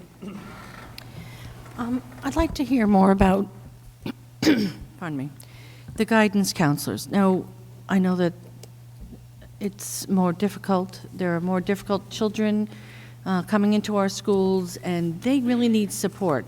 And I know going way back when I was actually young, guidance counselors were more like just scheduling different things and helping with that kind of a need. But are our guidance counselors prepared to help children with their actual difficulties? Yeah, I think that's 2 different things. One is guidance counselors, the other one is a social worker. The RAD in here is for a social worker. Our guidance counselors are great. They are really focusing on the social emotional of all the students in the grades. So they do see kids, maybe, they really rarely see a kid one-on-one. They're seeing groups of kids. They'll do like a girls group, a boys group. They will go into the classroom. They provide instruction. So they're more big picture doing that. I think this RAD is really trying to capture kids that need really one-on-one social work. I mean, really based on the ACEs or all the things that have happened to these kids, the trauma that has happened. I won't even go into most of the stuff that happens, but so that's really what the K2 RAD is, especially at Fairfield. We had 4 students not even in special ed that Maureen and the guidance counselors running around trying to help out. We've had to actually open up we had to get people in there to help them with these students that severely need help, because it's a process. Special ed's a process, and it takes time. And let me point out that the school department workshop, budget workshop, is the 2nd week in April, so we'll be looking at that in much more thoroughly. So this is more just the overview. So are there any other questions to my left? Seeing none to my right. Thank you very much, Mr. Passy and Mr. DiDonato. The next item on the agenda. Oh. Okay, now we have an additional presentation by Ms. Salas on the mill rate calculator before we actually finally reach C.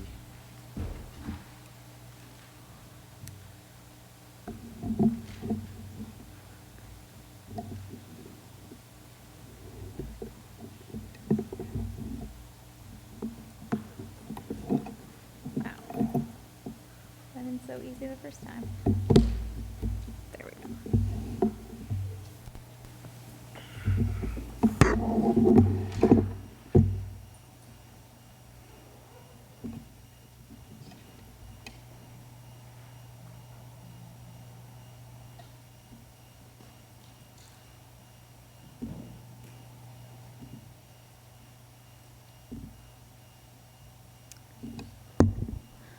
Okay, thank you. And thank you, Jason and Dominic, for very detailed presentation on where the school has landed with their budget this year. Okay, so for some reason, this is not projecting out to the screen.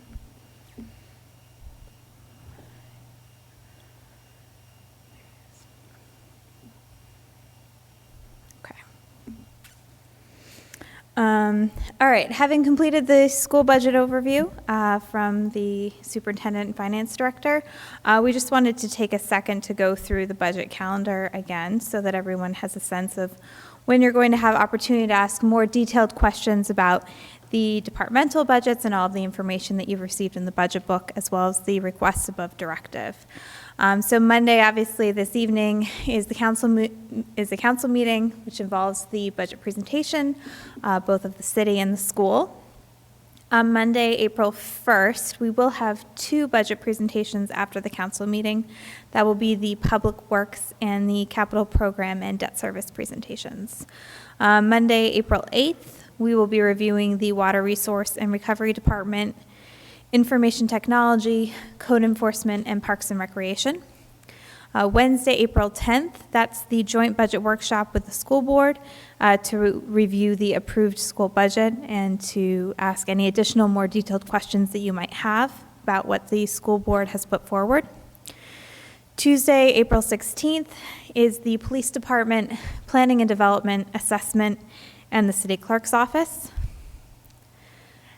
Monday, April 22nd, Fire Department, Human Resources, the fringe benefits. So we'll talk a little bit more in detail about what we're anticipating on fringe benefits. Administration and Solicitor, the Finance Department, and then we'll be going through some recommended changes to the fee schedule and other revenue opportunities that we've identified. Monday, April 29th, is the council meeting for a public hearing on the budget. After the public hearing, we will hear from our supported entities and city committees, any of them who wish to make a formal presentation to the council about their budget.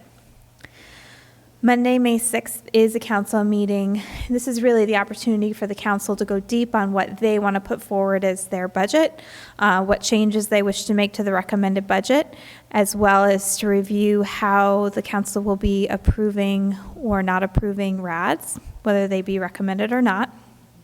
And we'll have motions prepared for the council to review, and this is an opportunity I'm hoping that we can go in detail about how the votes will work and all of that stuff so that there's a little bit less confusion the night of the budget approval. And then Monday, May 13th is our official budget approval, as well as any last minute amendments and approval of the school budget.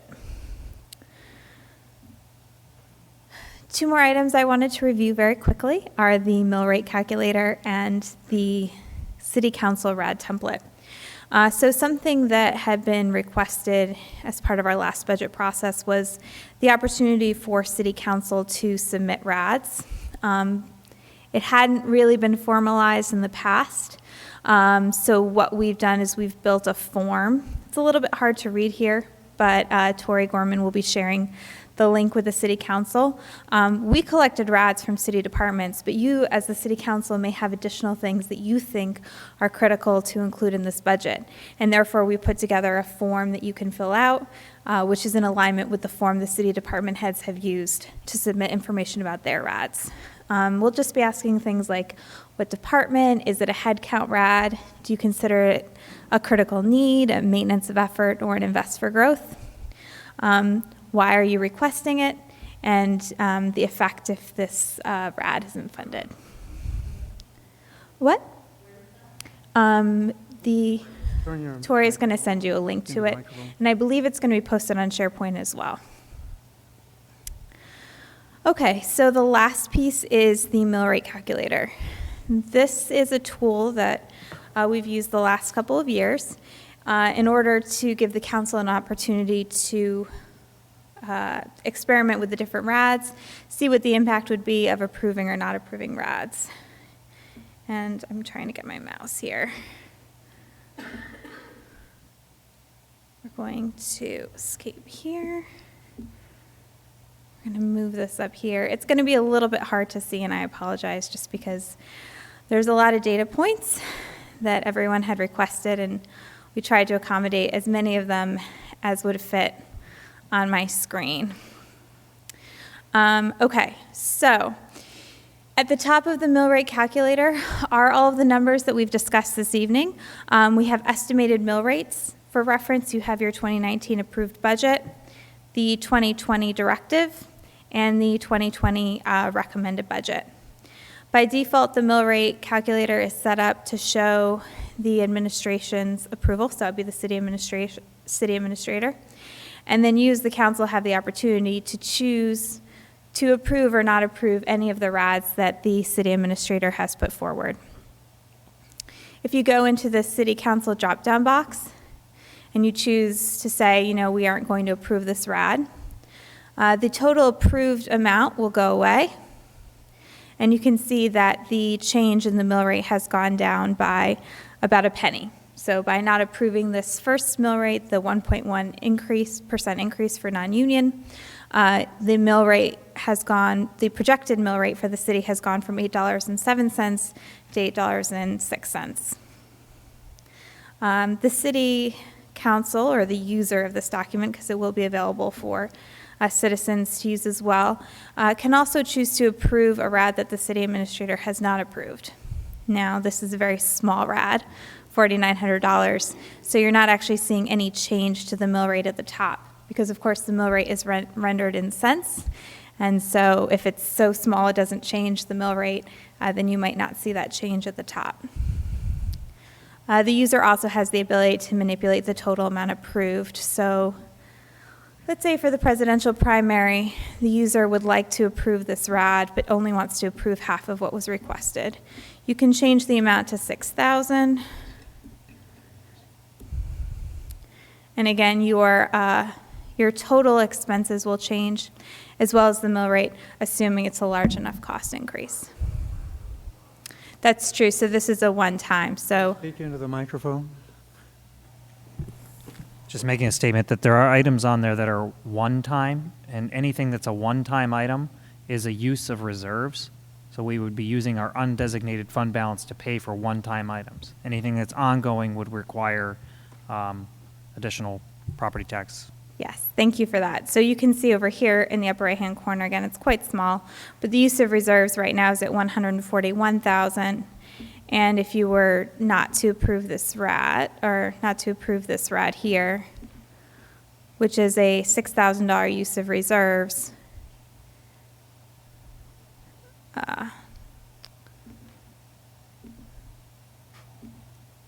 the use of reserves will now drop. If there's no value in the city council column, then the administrator's recommendation will stand. So it's a tool available to you, the city council, to see the impact of approving or not approving any one of the RADs that the city department heads have put forward. There's also space at the bottom of the form for you to add your own RADs, possible increases, possible decreases, as the case may be, and to see how that would impact the mill rate. Are there any questions? So let me just add one more thing to your calendar. Yes. On the 13th, Yes. that's the day the mayor can exercise his veto, and then on May 20th is the date that the city council considers those vetoes for their vote. Okay. So are there any questions? Am I right, Councilor Archer? Yes, what's the, is this an estimate, the 36 million increased valuation? Yes, that's What's the standard deviation of that, give or take? um, Couple we- million, more, less?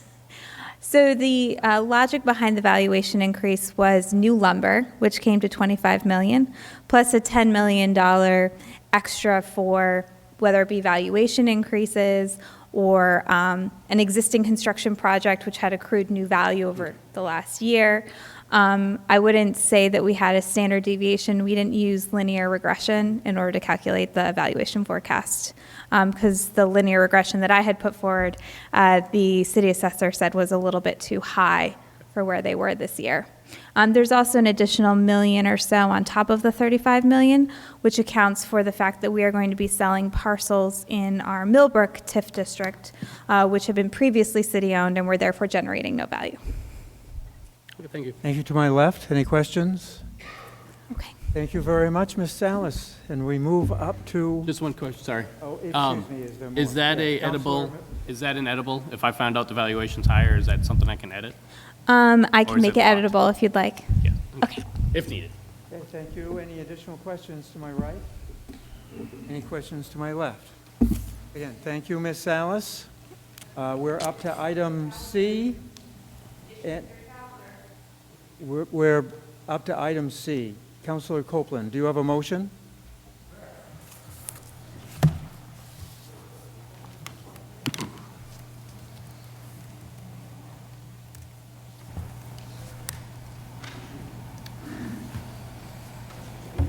One of the April calendar dates is a holiday.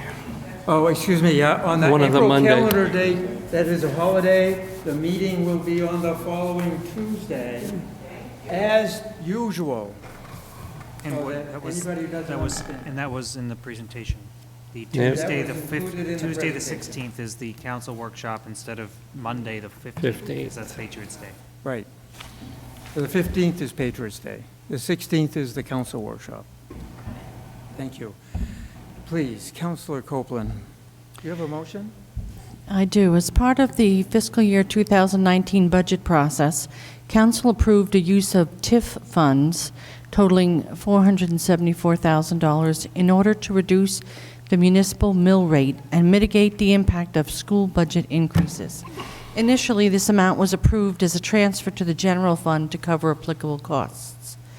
Subsequent research by the new Planning and Economic Development Director has revealed that transfers into the general fund to cover related costs are not an allowed method of expending TIF funds.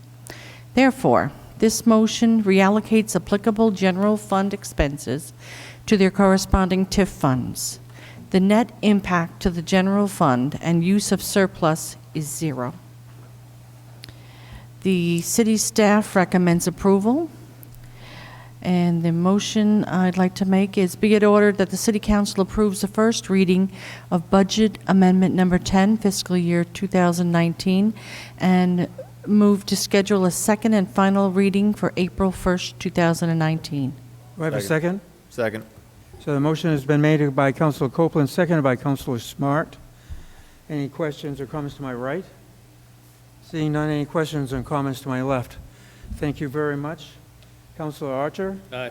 Counselor Doyle? Yes. Counselor Gay? Yes. Counselor Copeland? Yes. Counselor Minthorn?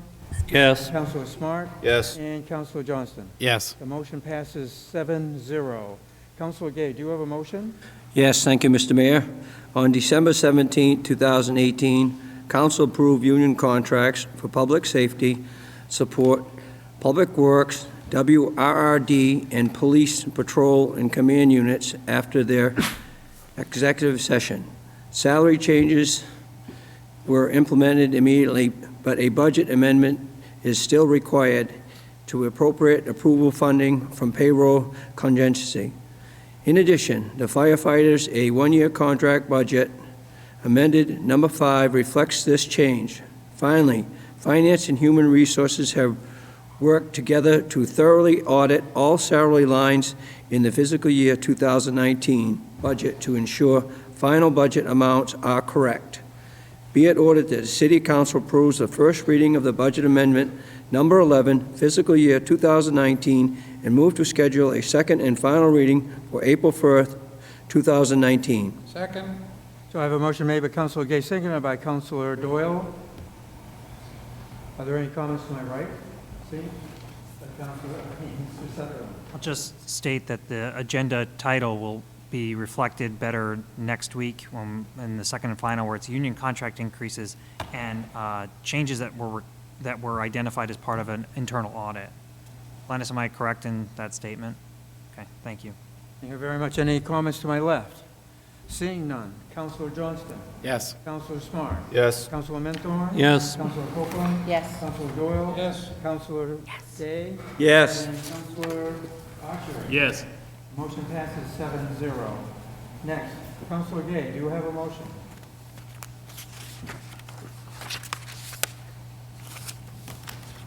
Yep, just a minute. E, yep. Thank you, Mr. Mayor. Each year, Maine Municipal Association presents municipalities with new appendixes for their city ordinance, which need to be reviewed and adopted. This year, the overall maximum on Appendix A have increased slightly. The food maximums on Appendix B have increased slightly since last year. On Appendix C, regarding housing, we used an average between York County HMFA and the York, Kittery, South Berwick HMFA. These amounts are up slightly in all categories this year. The amounts in Appendix D for utilities have remained the same as last year. The City of Saco hereby approves the first reading of amendment to Saco Code Chapter 112, General Assistance Program, Appendix A, Overall Maximum, Appendix B, Food Maximums, Appendix C-GA, Housing Maximums, and Appendix D, Utilities, and further moves to set the public hearing for April 29th, 2019. Second? I have a motion made by Councilor Doyle, motion made by Councilor Gay, and seconded by Councilor Doyle. Any comments to my right? Seeing none comments, any comments to my left? Thank you. So, Councilor Copeland? Yes. Councilor Minthorn? Yes. Councilor Smart? Yes. Councilor Johnston? Yes. Councilor Doyle? Yes. Councilor Gay? Yes. And Councilor Archer? Yes. Motion passes 7-0. Next, Councilor Johnston, do you have a motion? This credit enhancement agreement is for Ready Seafood Company, as outlined in the Ready Seafood TIF District and Development Program application approved by Council on February 19, 2019, and submitted to the DECD for final review.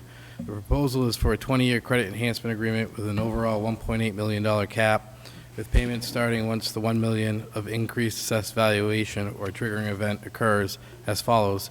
Years 1 through 10, 70% of the TIF revenue to the company.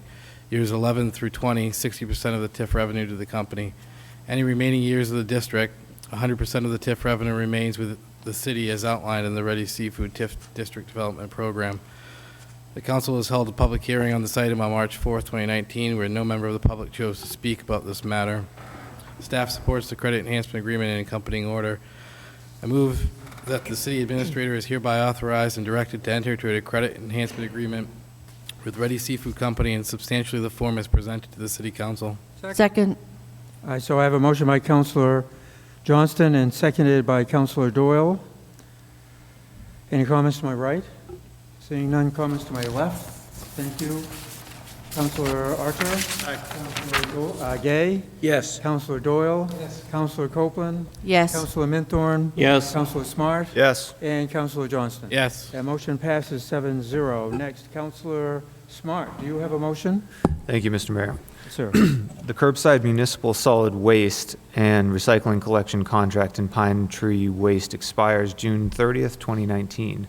Public Works has negotiated a 3-year contract extension with Pine Tree Waste for a flat rate increases of 2% per year with no fuel surcharge provision and no additional community growth added to the contract.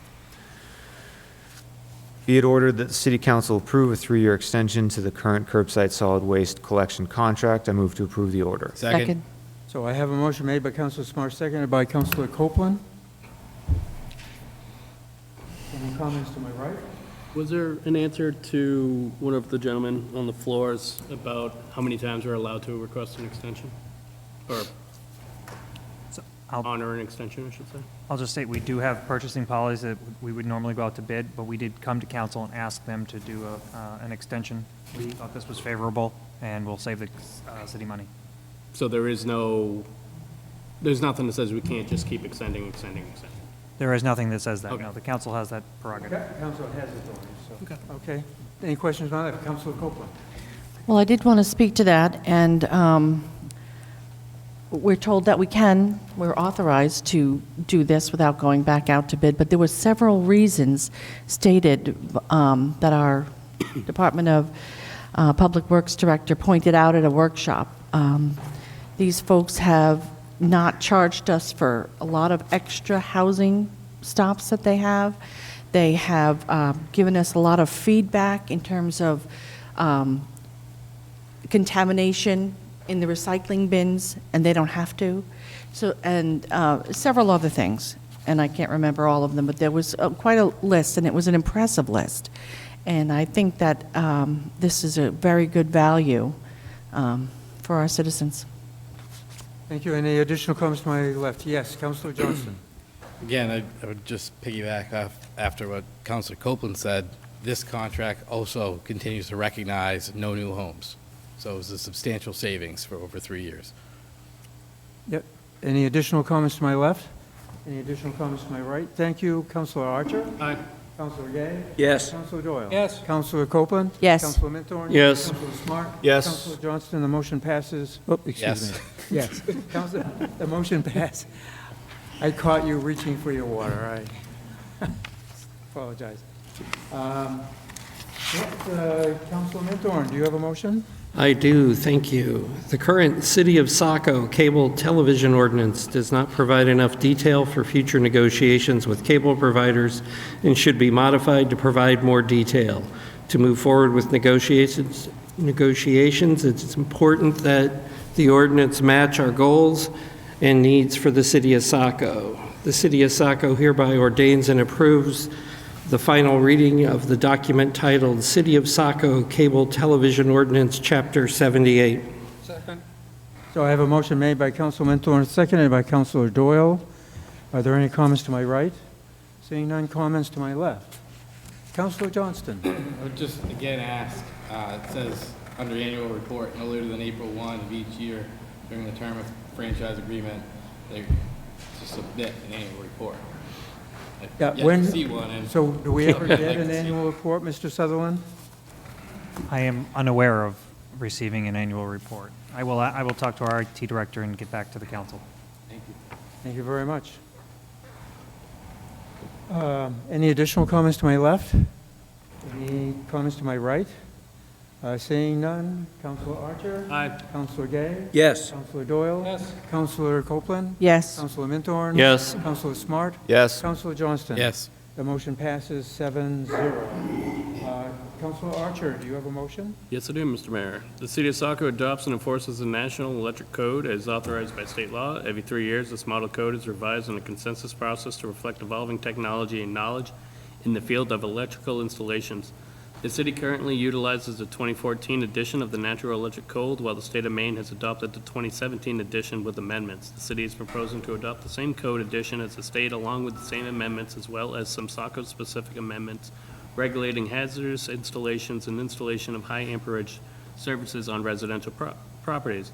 The Code Enforcement Department is planning had a stakeholders meeting on February 12th, 2019, and the proposal was discussed. Any suggestions were heard. Notice of this meeting has been sent to all electricians who have attained an electrical permit in the city of Saco within the past 6 months. I move to approve the City of Ordinance adoption of electrical standards as Chapter 87, which incorporates changes highlighted by the Director Second. of Code Enforcement. Excuse me. Finish your motion, please. By the Director of Code Enforcement. Okay. And so the motion has been made by Councilor Archer, seconded by Councilor Gay. Any questions to my right? Any questions or comments to my left? Seeing none. Councilor Johnston? Yes. Councilor Smart? Yes. Councilor Minthorn? Yes. Councilor Copeland? Yes. Councilor Doyle? Yes. Councilor Gay? Yes. And Councilor Archer? Yes. That motion passes 7-0. Councilor Gay? Thank you, Mr. Great Mayor. tonight. Thank you. Thank you. In 2017, the City of Saco adopted rules to regulate the growing, cultivation, and distribution of medical marijuana in response to a growing concern that growing operations were being established in buildings and areas not designed for such use. In 2018, the state Maine ratified adult use of marijuana for non-medical purposes, recreational marijuana. The state legislature passed rules and laws governing the adult use of marijuana while at the same time revising the medical marijuana caregiver statutes. While reviewing the present ordinance, we also discovered that there was no fee schedule adopted as referenced in Section 135-7. Considering the changes in the law, city staff concluded that the existing ordinances regulating marijuana cultivation needed to be amended for the following reasons. Section 135-3. The revision here seeks to clarify the only parties who grow marijuana for other third parties need to register within the city. This change reflects the growing, processing, and limited amount of marijuana for personal use has been made legal here in the state. Section 135-4. The change seeks to clarify growing for personal use versus growing for third parties. Growing for personal use is allowed in any residence, but the change clarifies that you cannot grow for third parties in residences. The clarification develops with current city zoning and allows growing in the I-1 and I-2 zones but prohibits it elsewhere. Section G is stuck on related to purposes and intentions of the particular section on permitted locations. Section 135-5. This change eliminates any penalty for growing your own residence for personal use, but requires those who grow for third parties to secure and have at all times a city license. Section 135-6. First revision, eliminates the need for an application and license for those who grow for their own use. The second revision is more in the nature of housekeeping, not substantive. The City of Saco hereby ordains and approves a final reading City Code of Ordinances Revision, Chapter 135, Cultivation and Distribution of Marijuana. Second. So I have a motion made by Councilor Gay, seconded by Councilor Doyle. Are there any comments to my right? Seeing none. Comments to my left? Seeing none. Councilor Johnston? No. Councilor Smart? Yes. Councilor Minthorn? Yes. Councilor Copeland? Yes. Councilor Doyle? Yes. Councilor Gay? Yes. And Councilor Archer? Yes. The motion passes 6-1. Next on the agenda is the administrative update. Thank you, Mr. Mayor. I handed out a one-page with it has four PowerPoint slides on it. Last week, I attended a joint meeting of the Appropriations and Taxation Committees in Augusta to speak at the public hearing regarding municipal revenue sharing. The budget that was passed 2 years ago by the state would have restored local government revenue sharing back to the original 5% that it's supposed to give to the municipalities starting this July. Unfortunately, the governor's budget has that number at 2.5% starting in July, which we've budgeted for. So currently it's 2%, it's going to go up to 2.5%, but it's supposed to go to 5%. And it'll go to 3% in fiscal year 21. So over 40 municipal managers and or elected officials came to speak in favor of restoring this to the full 5%. Many communities spoke about the exact effect this would have on their tax rate or the impact on their residents, but Saco took a bit of a different approach. We used some of the visuals created from prior presentations to provide members of the committee, and the handout it shows that, such as to create a tool to share with their constituents and the peers in the legislature about why full restoration is important. So slide 1, top of page 1. Every year, the cities throughout Maine makes it a goal to achieve sustainable growth. Sustainable growth starts with best-in-class city services, strong infrastructure, safe neighborhoods, great schools, and so much more. Those strong city services drive population growth as more and more individuals want to move to our cities. That rising population drives growth in property values, whether because of new development or increasing demand for existing inventory. Rising values in turn drive sufficient growth in tax revenue to pay for inflationary cost pressures on city services. Slide 2, bottom of page 1. To maintain sustainability, cities are dependent on all other revenue streams rising with inflation. When state revenue sharing is cut, property value growth is no longer sufficient to pay for city services. Cities are left with two options: cut city services or increase property taxes. So slide 3 at the top of page 2, other side. So let's look at this another way. The state decides a new initiative is imperative to implement. Revenue sharing is targeted as a funding source, and the amount shared with cities declines. Cities must then increase property taxes to make up the difference. What that translates into, in practical terms, is that the state is using property taxes to fund new initiatives. In fact, the net total raised by the state in property taxes over the last decade is nearly $700 million. We need to decide, are property taxes the best way to raise funds? So bottom of page 2, as a funding mechanism, property taxes are inferior to other methods of raising funds at the state level. Property taxes are flat or even. In some cases, they're regressive. They are unaffected by fluctuations in income. They hit residents and business owners alone, forcing them to pay for the incremental cost of external tourist or commercial activity. That is why state revenue sharing was implemented in the beginning, to reduce the share of the property tax load on citizens, especially our poorest and most vulnerable. We strongly urge the Appropriations and Taxation Committee and the Maine State Legislature to return state revenue sharing to its mandated 5% and to pursue revenue sources other than property taxes when looking to fund new state initiatives. That is the message I delivered last Wednesday.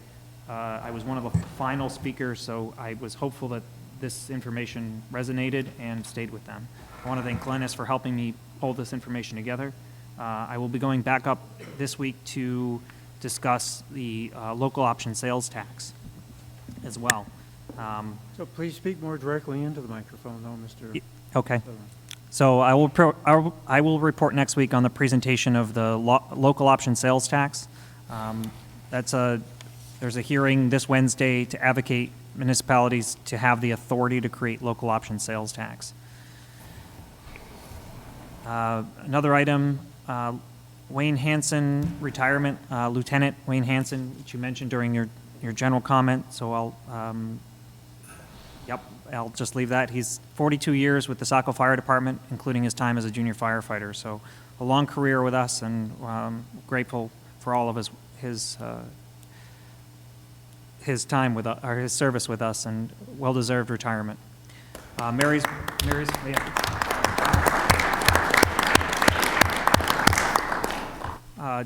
Sunday was also Mary's Walk, and it was a beautiful day for it. So I wanted to thank Governor Mills for attending and for all of the city staff who stepped up to make this a safe and enjoyable event.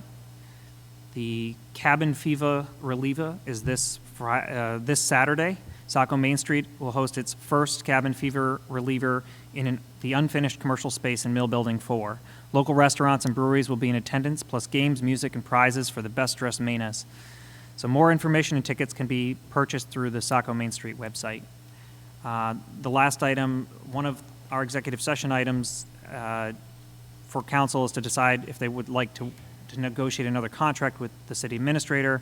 Our charter requires this to occur 6 months prior to the end of a contract, and since my contract is set to expire on September 30th of this year, this is the time that the council has to make that decision. Unfortunately, that timing is not that great. With the budget season now in full swing, time away from meetings with departments to hear about their challenges and successes is not a good use of our limited time together on Monday nights. So I'd ask if the council wants to negotiate with me, and should discuss this in executive session, that they consider a 3-month extension tonight with no other additions or benefits in the contract extension, so that we can get through the budget process before we spend our time together working on an agreement. Thank you very much. Before I get on to the council comments and any questions that I have of you, I want to actually recognize that we do have many people from the city here. So earlier, Mr. Carter, the head of Water Resource Recovery, was here and left. He's still here. There you are. But Mr. Lambert was here, and he did leave. And I see that Parks and Rec Director, Mr. Summers, is here. Communications Director Emily Roy is here. Deputy Chief Clements is here. Chief Duross is here with two deputy chiefs, Deputy Chief Pendleton and Deputy Chief Martin.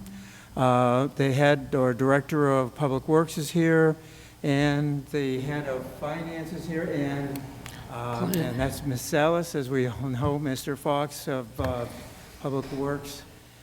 And finally, Ms. Salas of Emily from Planning's here. Oh, Emily Prescott from Economic Development Planning is here, and Ms. Salas from Finance is here.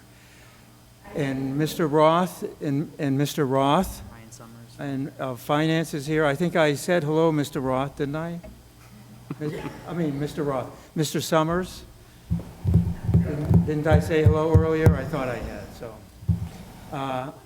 Did I miss anybody? No. No. That's good. So thank you all for being in attendance. Now, council questions and comments. Any questions of Mr. Sutherland and his report, or comments to my right? Seeing none, any questions? Oh, Councilor Copeland. Thank you, Mr. Mayor. At workshop, I indicated that I would be reading some comments into the record. I've already submitted them to Ms. Hughes. As council liaison to the Saco Shoreline Commission, I wanted to report that they had a vote, and I will read the recommendation that they voted on.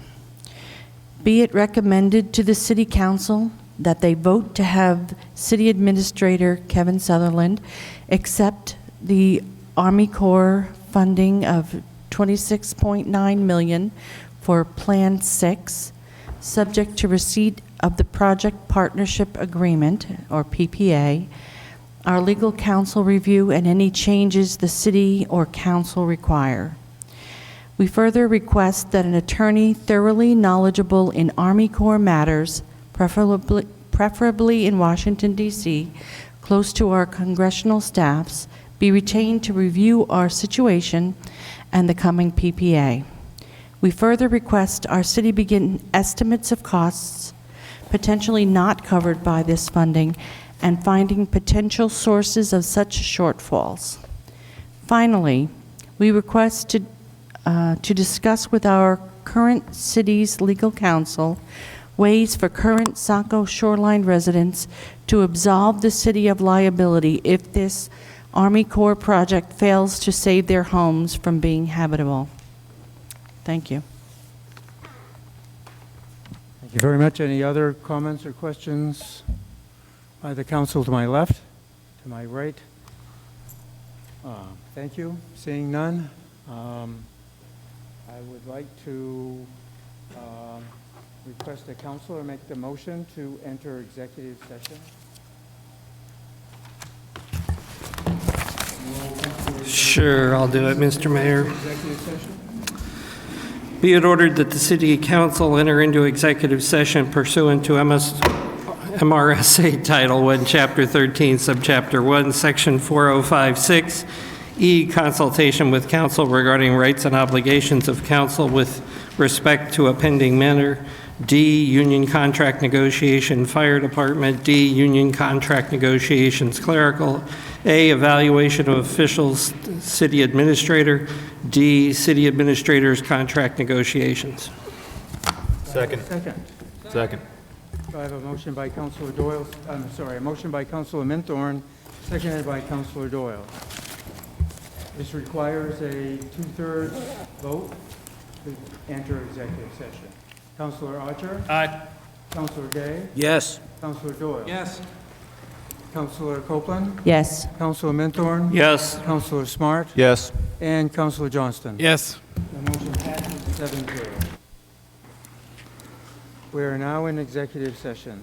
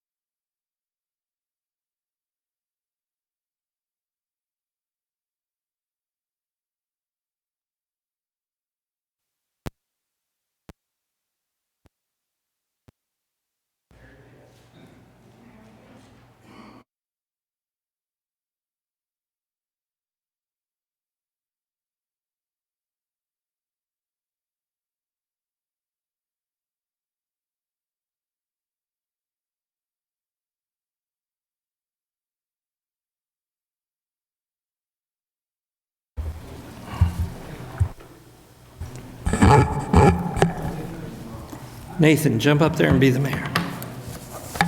Let's go home.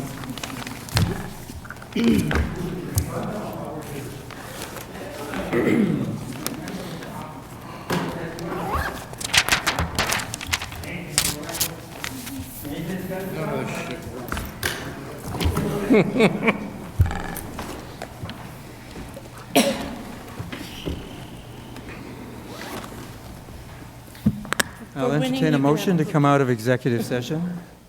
So moved. I have a motion by Councilor Minthorn. Do I have a second? Second. I have a motion by Councilor Minthorn and a second by Councilor Smart to come out of executive session. Any comment? Seeing none. Councilor Archer? Councilor Gay? Yes. Councilor Doyle? Yes. And Councilor Copeland? Yes. Councilor Minthorn? Yes. Councilor Smart? Yes. And Councilor Johnston? Yes. The motion to come out of executive session passes 7-0. Do we have a report on each of the 1, 2, 3, 4, 5 items? Yes, Mr. Mayor, we have a report on some items. I will go over them in order from the agenda. Thank you. Under MRSA Title I, Chapter 13, Subchapter 1, Section 4056E, consultation with counsel regarding the rights and obligations of the council with respect to a pending matter. Under our city charter, Article 9, Section 904, the City Council has accepted the Police Department investigation opened by the City Administrator, and all future activity will be under the purview of the City Council until the matter is resolved. Do I have a second on that motion? Second.